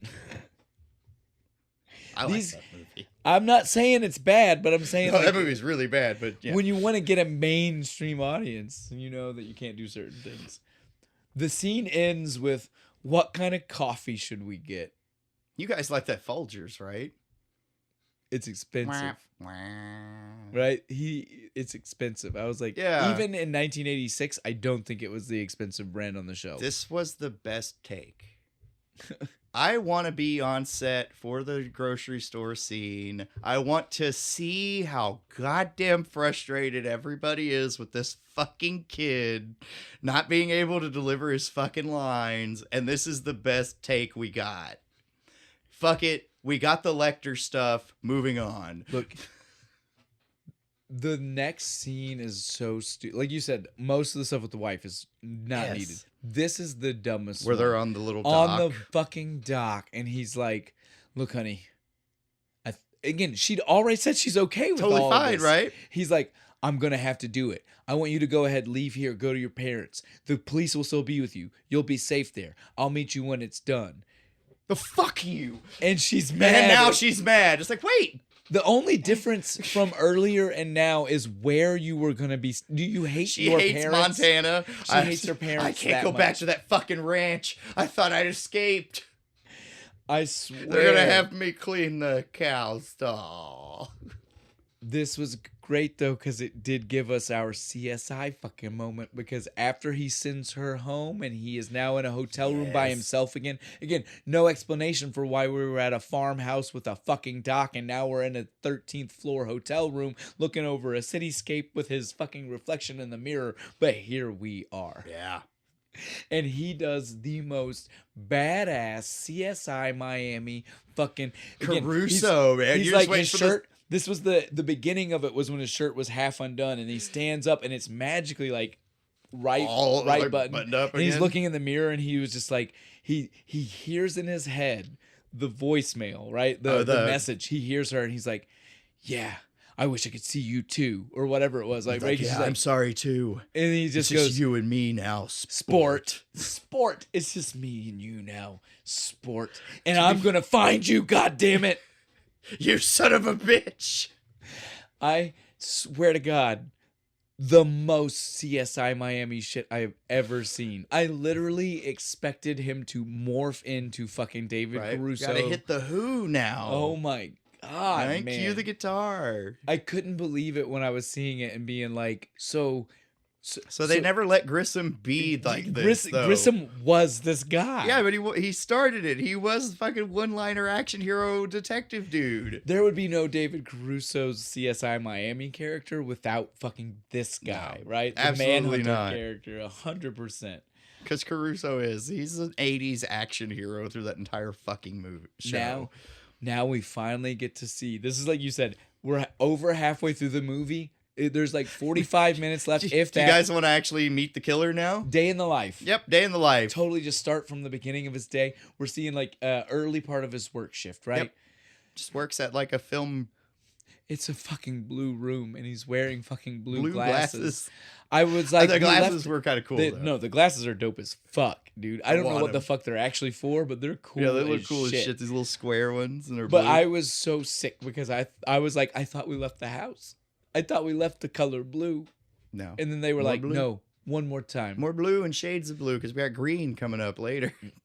But yeah, so we see him. He's at this place. He works at he's a color corrector, right? Yeah, or something. They we already know because we know the ending to both Red Dragon. Well, it's a company that both develops film and does these tapes because this is why he sees. This is how he stalks people. He has access to their home movies. I don't feel like this movie did a great job of explaining that this woman worked at the same building because they did do both. Right? Like they literally transitioned from him talking to the obvious coworker to then going to the black room to get the special film developed, even though he works on home movies. Excuse to go see a cute blind lady? But he didn't know that yet. He was shocked when she turned the light on. Yeah, it's true. Again, you don't have to come up with an explanation, but I was pointing out that the movie was bad. I know, but the movie is just bad. They didn't do a good job. From this point, it's like they felt like they were running out of time. And they rushed So we have to rush shit. So it's like, we're going to meet the girl. We're going to take the girl out. Wait. And like the relationship's going to go zoom. Listen. Can we also address that this girl clearly is aware of the fact that she was just a special hire? She does. She's just like, they had to like up their handicap hire practices so they could get this government contract. Totally fine with it. Totally fine with being a DEI hire. She was just like, I'm good. Yeah, I got there's not a problem with it. I don't got an issue with it. It was just funny her reaction and the way she was about it. It's all good.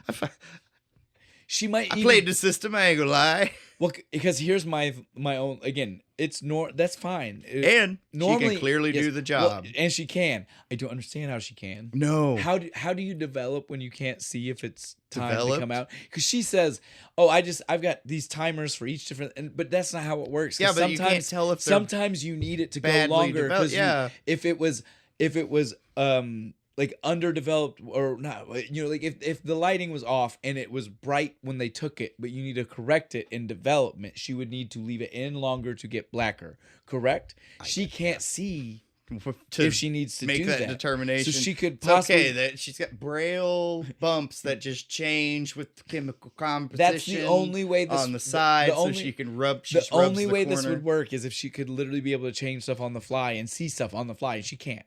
She's going by it's magically exactly 60 seconds every time. And then I put it into the next bath, and exactly 5 seconds. It's not like that, guys. It is not like that. That's not how that works. No, but that's how I want it to work.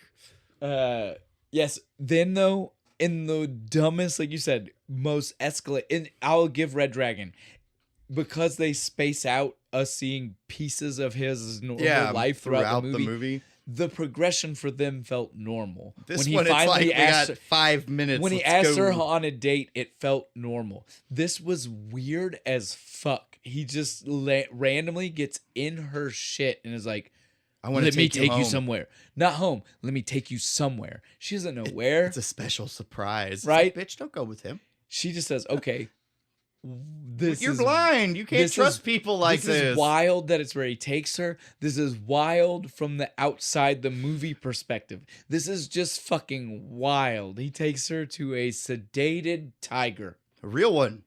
Like for the movie, this is an actual that's what I mean. Goddamn tiger. It's wild for the story and it's wild for the movie. So yes, instead of CGI or a puppet or I would have done a puppet.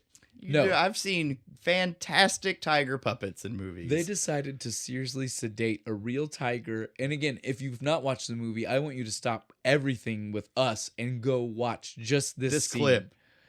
She goes nuts. She's all over it. She's touching its teeth. Right? If I can just put her arm in its mouth. Letting it smell her, which could wake it up. Right? I was just waiting for it to snap her fucking arm off. And that was before you said that to me before I had a chance to like jump out that it was real. And you thought were it was like, a puppet. And you were like, holy shit. Yeah, because I'm like, oh, it's a puppet. It's gonna wake up and we're gonna have this like horrible scene. Like, no, literally could have. It literally could have.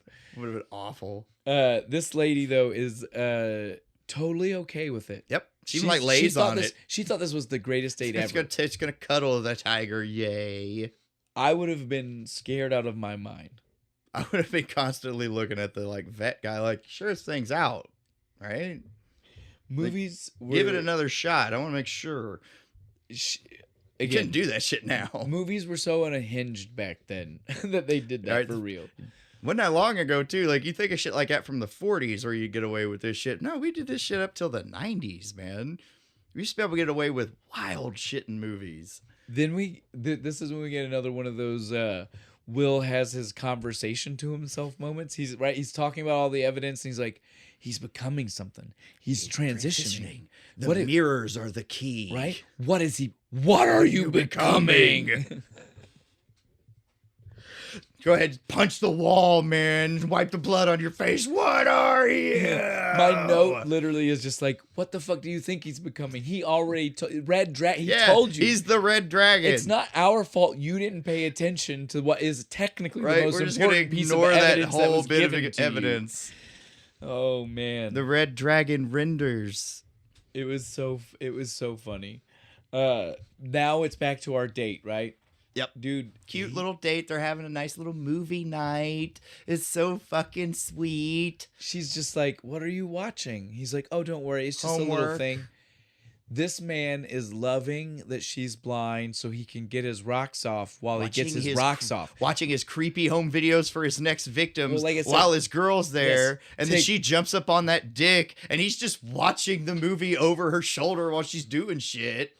I don't remember her being this into it in Red Dragon. No. I thought she was always against him and kind of thought he was a creep. A little bit. That's what I thought. Like, till like... this might be... He like forces her at the end, This might be the thing where we don't... like everything else. I fucking don't remember that fucking movie. But I definitely, while watching this... I looked everything else up to double check. This one, I was the only one that I just left in my notes, and I was like, I don't think that's right. I don't think that's what it was. Blind chicks just because it felt weird. Hungry for that dick. It felt jarring, right? Yeah, because she out of nowhere just jumps on him. He was even a little bit like, "What the fuck bitch, is I don't happening? know about this." And then he kind of was like, okay. And then she's like, all right. It's allowed. He's like, oh, all right. I'm gonna watch my movie though while we're doing this. He gets off. They have a good night. Yep. Well, let's leave it at that. Has a great time. Much like all the other sex scenes, it's not graphic, but it goes on weird more than we and too need. long. Right? Yeah. And then at the end, she's like asleep. He this was creepy. Covers his mouth with her hand and starts crying. Well, you know what it was, right? No. Oh, this is easy, dude. He wouldn't let her touch his face before. Oh, that's right. I forgot about that. He was letting her touch his face, but she's just not awake. He's not got the nerve to let her do it while he's awake. That's why they're crying. I just called him a bitch and moved on. I'm not saying you're wrong. I'm just saying there is technically a story-driven reason for it. I forgot about that bit where she tried to touch his face and he's like, nope, fuck off.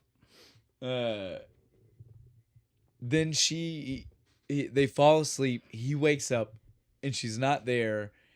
Which is very alarming. She's blind. Yeah, and it's like, oh, fuck, where did she walk off into the fucking ocean? How does she know where to go? We're not at her. It's his house right now. And he's kind of off in the country. Right? She's just like, no, it's okay. I'm good. Just hanging out on the dock. Watching this. You want to make some coffee? No, don't go back in the house. Why? We need to leave here. Because you're pretty in the sunlight. That was not a smooth cover, but he thought it was, right? And she took it. She took it smooth. Yeah, she's just like, okay. You're such a smooth operator. Okay, I guess I don't need to go back. Dumb bitch. Has nobody ever been nice to her before? No, because that other dude is super nice to her too. Yep. No, it's. Why do you like Lurch here? Back to Will. He's getting more evidence. He's getting more phone calls. Hey, we found out. He drives a van. Nice. Of course he does, dude. Of course he does. Every fucking creepy motherfucker drives a van. They said this like it was news. I was like, of course. What else was he driving? The tire guy was super proud of the fact that he was able to match it to a van. Yeah. He wanted his head pats. This is what is it? Lecter on the phone, right? This is when this is when he calls him on the. He's like, I got a phone call with Lecter. Yeah. Hold on. So he mocks his plan. I love it. Lecter's just like, I heard about your little sting operation not going very well. Again, though, this is that moment where we see, like we said before, he perfectly played Lecter as being a guy who was matching wits with Will. And this is the moment where he totally drops the bomb of, no, I'm like 18,000 steps ahead of you. Yep. And slowly just gives him pieces until Will goes, I've got it. Dance. And dude, he's doing such a good job of it that Will doesn't even understand that that's like Will literally thinks he had an epiphany. No, he doesn't led you to that, asshole. Dude, it's so good. So good. So he does the whole like, if you act like God long enough, you'll like become like God. And he's just like, that's what it is. He wants to be accepted. So if he keeps doing shit that makes him feel like he's loved and accepted, he will become loved and accepted. He does the walkthrough of the house again. Yeah. This was my with the creepy fucking eyes, the retro futuristic way in the 80s, right? And the glowing fucking like mirror eyes, dude. That was awesome. I love that effect. I love that like rotoscope fucking light, dude. We don't do that anymore. He loves the way the silver mirrors look on the victim. I love that. Yeah. Like the things he's saying about it. Holy shit, dude. Then we go over to Dollar Hyde, man, and he sees that fucking short guy, her boss, dropping his chick off. It's her boss, dude, right? Or is it a coworker? But either way, he's just making sure the blind lady gets home. No, he starts seeing the shit in his head. Yeah, no, he has a full music video. The way it looked, the trippy, stronger than I've ever been. It had that before. It had that trippy like triple layer, right? Like edge. And they're doing the weird music video makeout where they don't actually touch each other. Well, and then it stops, and it's like, yeah, of course they weren't fucking actually. Yeah, it cuts back to reality. He's like, you have like lint on your jacket, you know. And she goes inside, and we see the Dollar Hyde in true, like, real serial killer fashion. Yep. They usually get caught because they hit a downward spiral. Yep. This is his downward spiral. It just shoots the guy in the front fucking yard, dude. Can't take it no more. He's done with this just shit. Yanks him into the bushes and bang, bang, bang, bang. He goes inside. This was so creepy, right? Because she knows it's him. Yeah, She's Francis. Francis is gone. Here. Yeah, dude. Francis is gone forever. And then hugs her. And we don't see nothing. Nope. I'm like, cut back to Will. I was like, this is the worst time to cut to Will. Yeah, Why are we cutting to Will? Don't do that.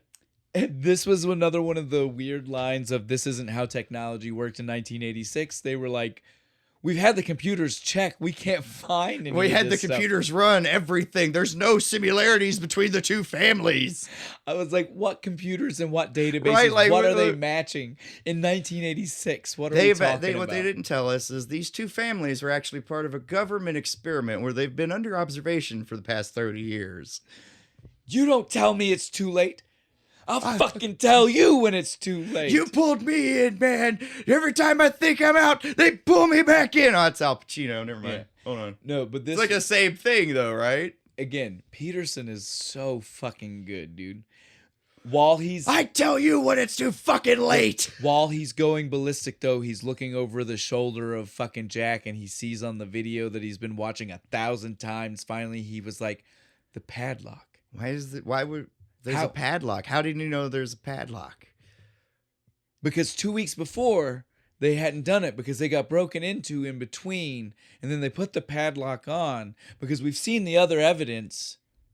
He's seen this fucking video. And then he stops. That's your trophy. Well, no, he doesn't even get to the video yet because first he has to stop because he remembers his climb in the tree. And he's like, yeah. You can't see that from the tree. I know that. Yep. How else would you see that? So you used the bolt cutters on the tree. Why wouldn't you use it on the door? Because they replaced the bolt with a deadbolt later. So how did he know that then? That's when he call down to the fucking evidence guy. Get me the cans for the film. Tell me who fucking developed these films. Says, I bet you it's this. And he goes, yeah, that's what the first one says. The second one doesn't say that. Peel the label back. Those small companies mail them out. So dramatic. He's up at the window. He's got his hand up on it. Peel the label back. Dude, we don't even. Jack doesn't even say anything.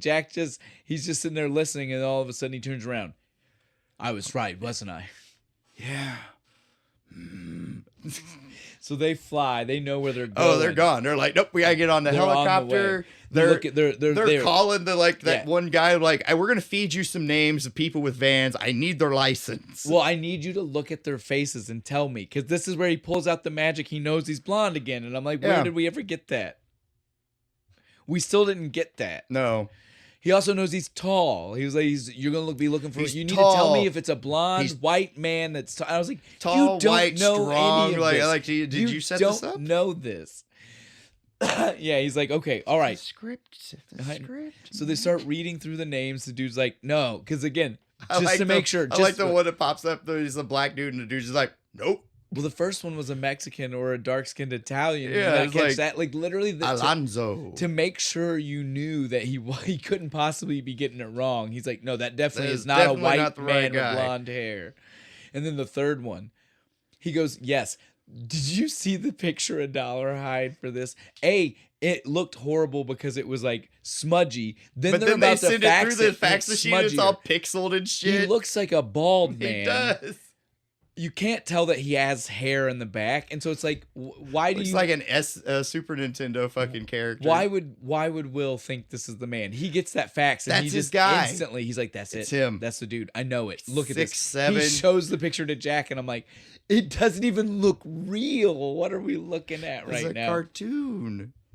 Guy's like 6'7", 220 pounds. He's a big motherfucker. He tells the cop, this is it, dude. I'm telling you right now. I need all of you guys head there. That's our man. We see, dude, the way this rally up in the police station happened. That guy hangs up and he's like, let's go, boys. All the cops are like gathered around him, like he's just anxiously waiting for him on the phone, a huddle. I fucking loved it, dude. It was so priceless, dude. Priceless.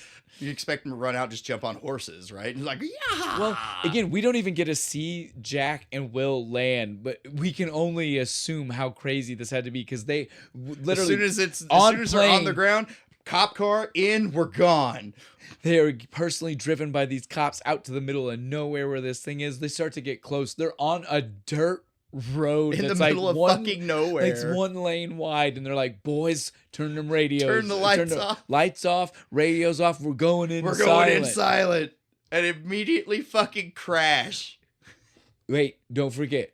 Dude's loading his gun up. We finally get the bulldog with the special bullets. He's loading it up on the drive, dude. Did you see the one shot that he drops one? Yes. He's like, oh, and it has like the really close up on it. Look, when he drops it, that's that moment I told you doesn't make sense where Jack starts screaming, Will! Like, Will was one driving crazy. Right. And I was like, dude, that dropped bullet isn't doing anything. Stop yelling at Will. What they didn't show, they cut a segment. It fell over on the driver's side, and Will dove over into the fucking driver's seat and was feeling between his legs. So it's Will's reason they wrecked. Yep, it's all his fault. Because that poor cop got his head bust through the windshield. This scene ends with the most weird comic relief moment of them wrecking and literally like flying into the glass. It's like one of those 50s fucking cop movies, right? Like when you see them, they crash and they both go flying through the windshield and do a roll. While all this is going on, and so again, we just took care of a lot of that because this part of the movie kind of cuts back and forth a lot. While all of this is going on, we've got we've got Dollarhide with our blind woman at his house. In-A-Gadda-Da-Vida Fuck playing. yes, dude, I loved it. Cranked. Just she's blasting. Very weirded out. She's like, what are you doing? I can't see you. And he's just kind of stalking around his fucking room, just like he goes like pokes her and shit. Breaks the mirror, so you know shit's going down. He's got that's his preferred weapon. He's gonna fucking and he needs just bleed her in the fucking sink. I guess he needs his pieces too. Yep. Because notice that was the special piece. Yeah. Well, he got his hand piece, but then he got a couple of eye pieces. So he could see. So he could see himself. You know what's going down. He likes to watch himself while he's doing stuff. So he's getting close to the kill. While this is going on, still William Peterson, but Will Graham. Will Graham is running up outside. He's like talking to fucking Jack, who all of a sudden stayed at a car. Yeah, well, I thought he was right behind him. They because there's we're going through the woods. But then it's just house. radioing each other, and I was like, what? Why? Why did that? And the radio happen? Quits working because he's like, what? What did you say? There's somebody in the house with him. You should stay away from that. And he's like, I'm not gonna do that. Well, like he's been saying the whole movie, I can't let more people die. Stop it. Stop it! He finally gets close enough. The run at the window with the build for In-A-Gadda-Da-Vida into the bridge where it gets to the breakdown, and it's just like real slow, and he's running slow mo, and as soon as he busts through the window, the song picks up. But the best part is that they cut to show fucking Dollarhide while he's running, and his hand is just like still just hold it waiting for him to jump knife. into it. And at no point did the man stop. No, he didn't change how he jumped. He leapt essentially at the mirror. Total knife. Undertaker spot. He dives through the window, and Dollarhide just stops him, slashes him up with the knife a little bit, and throws just chucks him across the room like Poor he's blind nothing. lady still doesn't know exactly what's going on, but she definitely knows it's not Something's good for her. happening. Well, it's not good for her. No, right? she's like cowering in the corner. Once this goes down, though, Dollarhide doesn't even look at her because he's like, "Oh shit! If this is one, I bet you there's more coming." He grabs the this most shotgun. badass fucking shotgun scene in movies. This was awesome. He starts blasting people left and right. Boom. Boom! One cop comes in, puts 3 rounds in his Opens chest, the door, just looks at it. It's almost like in a Blade, where he's like, "The fuck's wrong with you?" Bang! Shoots him out the fucking door. So wild. Fucking shotguns though. Wake up, Will. The only shot he missed. Did you notice? He goes in to shoot Will. It's the one shot he missed. It goes next to his head. Will pops up with the magic bullet gun and just unloads all 6 You almost want to say a full clip, but you're like, oh wait, it's a revolver. Yeah. I full cylinder. Yes, I did the same thing in my notes. I was like, he dropped a clip. I wrote mag dump. See, and you're like, oh wait, I was like, he mag dumps into him. I'm like, wait, but it's a revolver. Shit, it doesn't work. Damn it. Oops.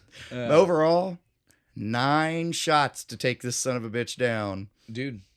That's what. And I would have reloaded. I'd have put one more in his head. I thought he was going to because Will Standard is still pointing it at him. But then you see the blood. This is what I can't stand this, that they didn't give us the red dragon of right. It all. It should have went to dragon wings, right? Well, no, but those are. That's just it. It's based on the William Blake poem, and that's what the dragon wings in the William Blake painting look like. They did still give us the dragon wings. It just looked like a pool, though. It didn't really make wing shapes. Okay, we need to go back and show you the William Blake, the guy who all of this is based on. His Red Dragon poem has a drawing he did. That is what they look like, is what I'm telling you.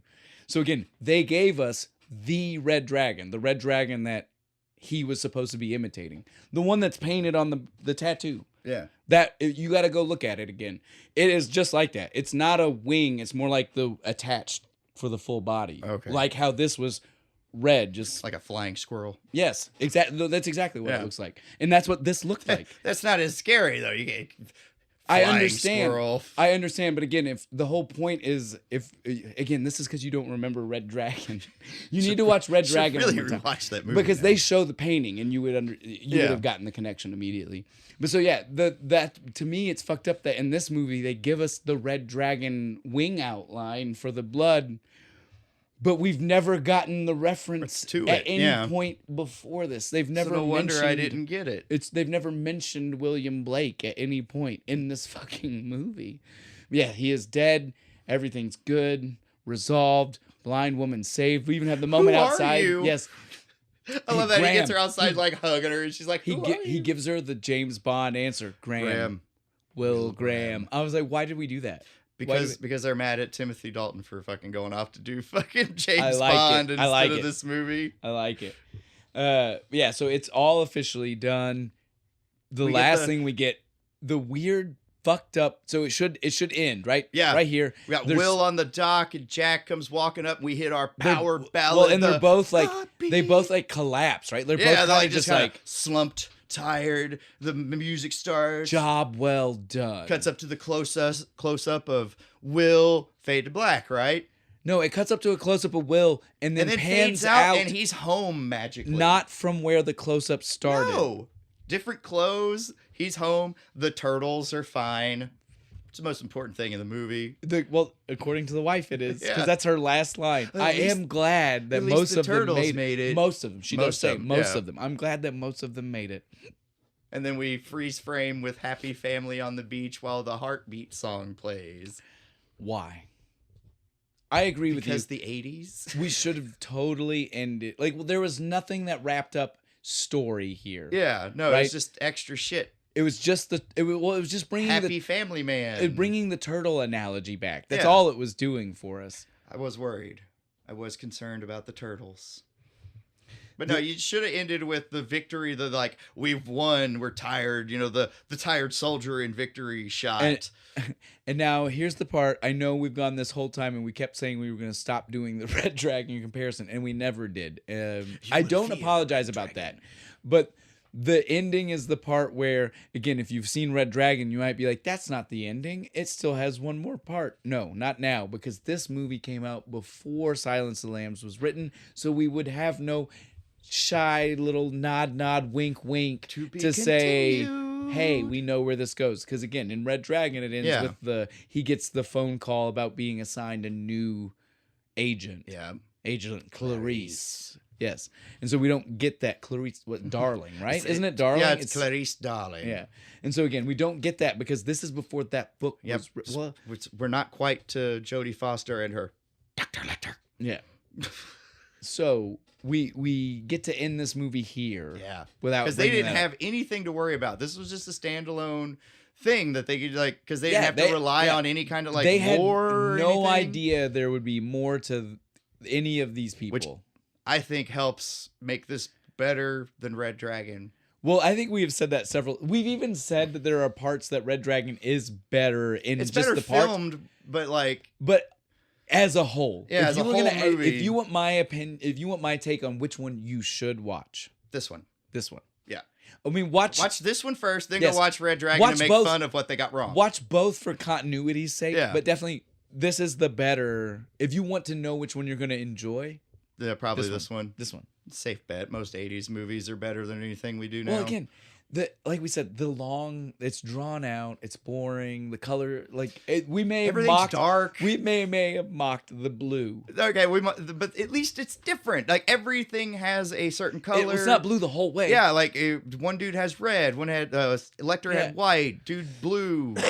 In Red Dragon, on the other hand, it's just everything dark. Is just dark, and it's there's some dark. Scenes where I can't even see what's happening. No, there again. When he's in his creepy lair with the candles, you acted like you can't see shit. Well, that's what I was gonna say. You acted like the pantyhose thing didn't happen in Red Dragon, and it does. It's just so dark. You can't barely tell what's happening. Yeah. That's why I liked this one. I was like, holy shit, that's so fucking funny. You can see his nose just pushed up. Yes. All right, guys. We are finished. It was a great movie. We had a great time. We knew we would. Here we are. Next week, we're going to have a fun... Well, wait. Before we get there, we should talk about this. We got to talk about the beer. Great beer. Don't let it get warm.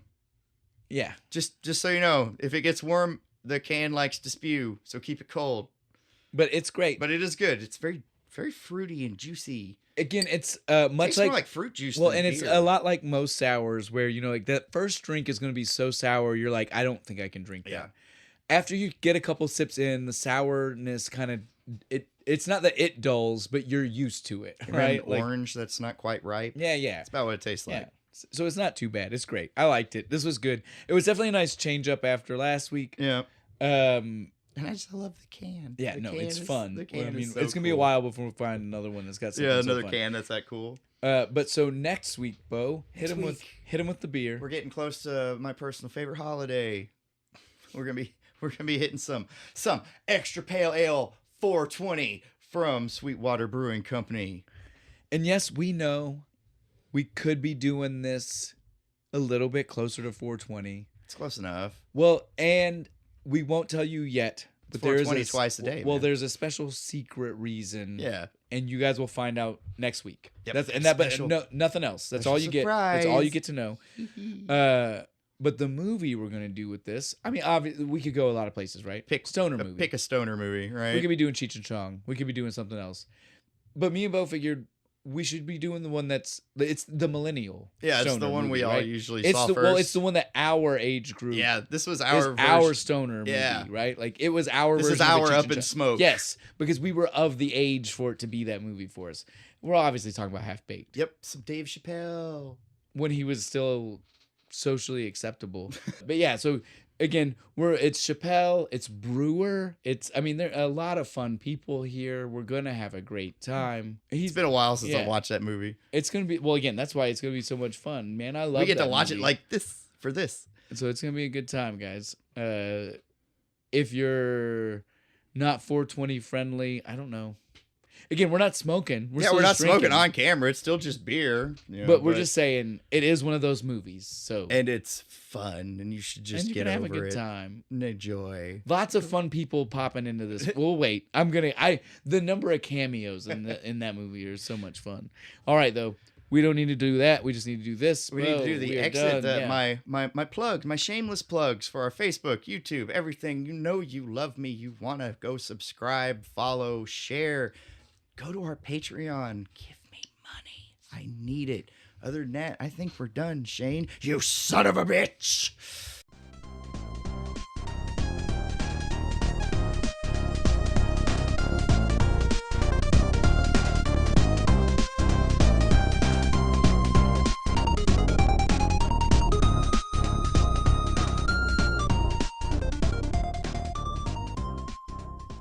It's just me and you now, sport.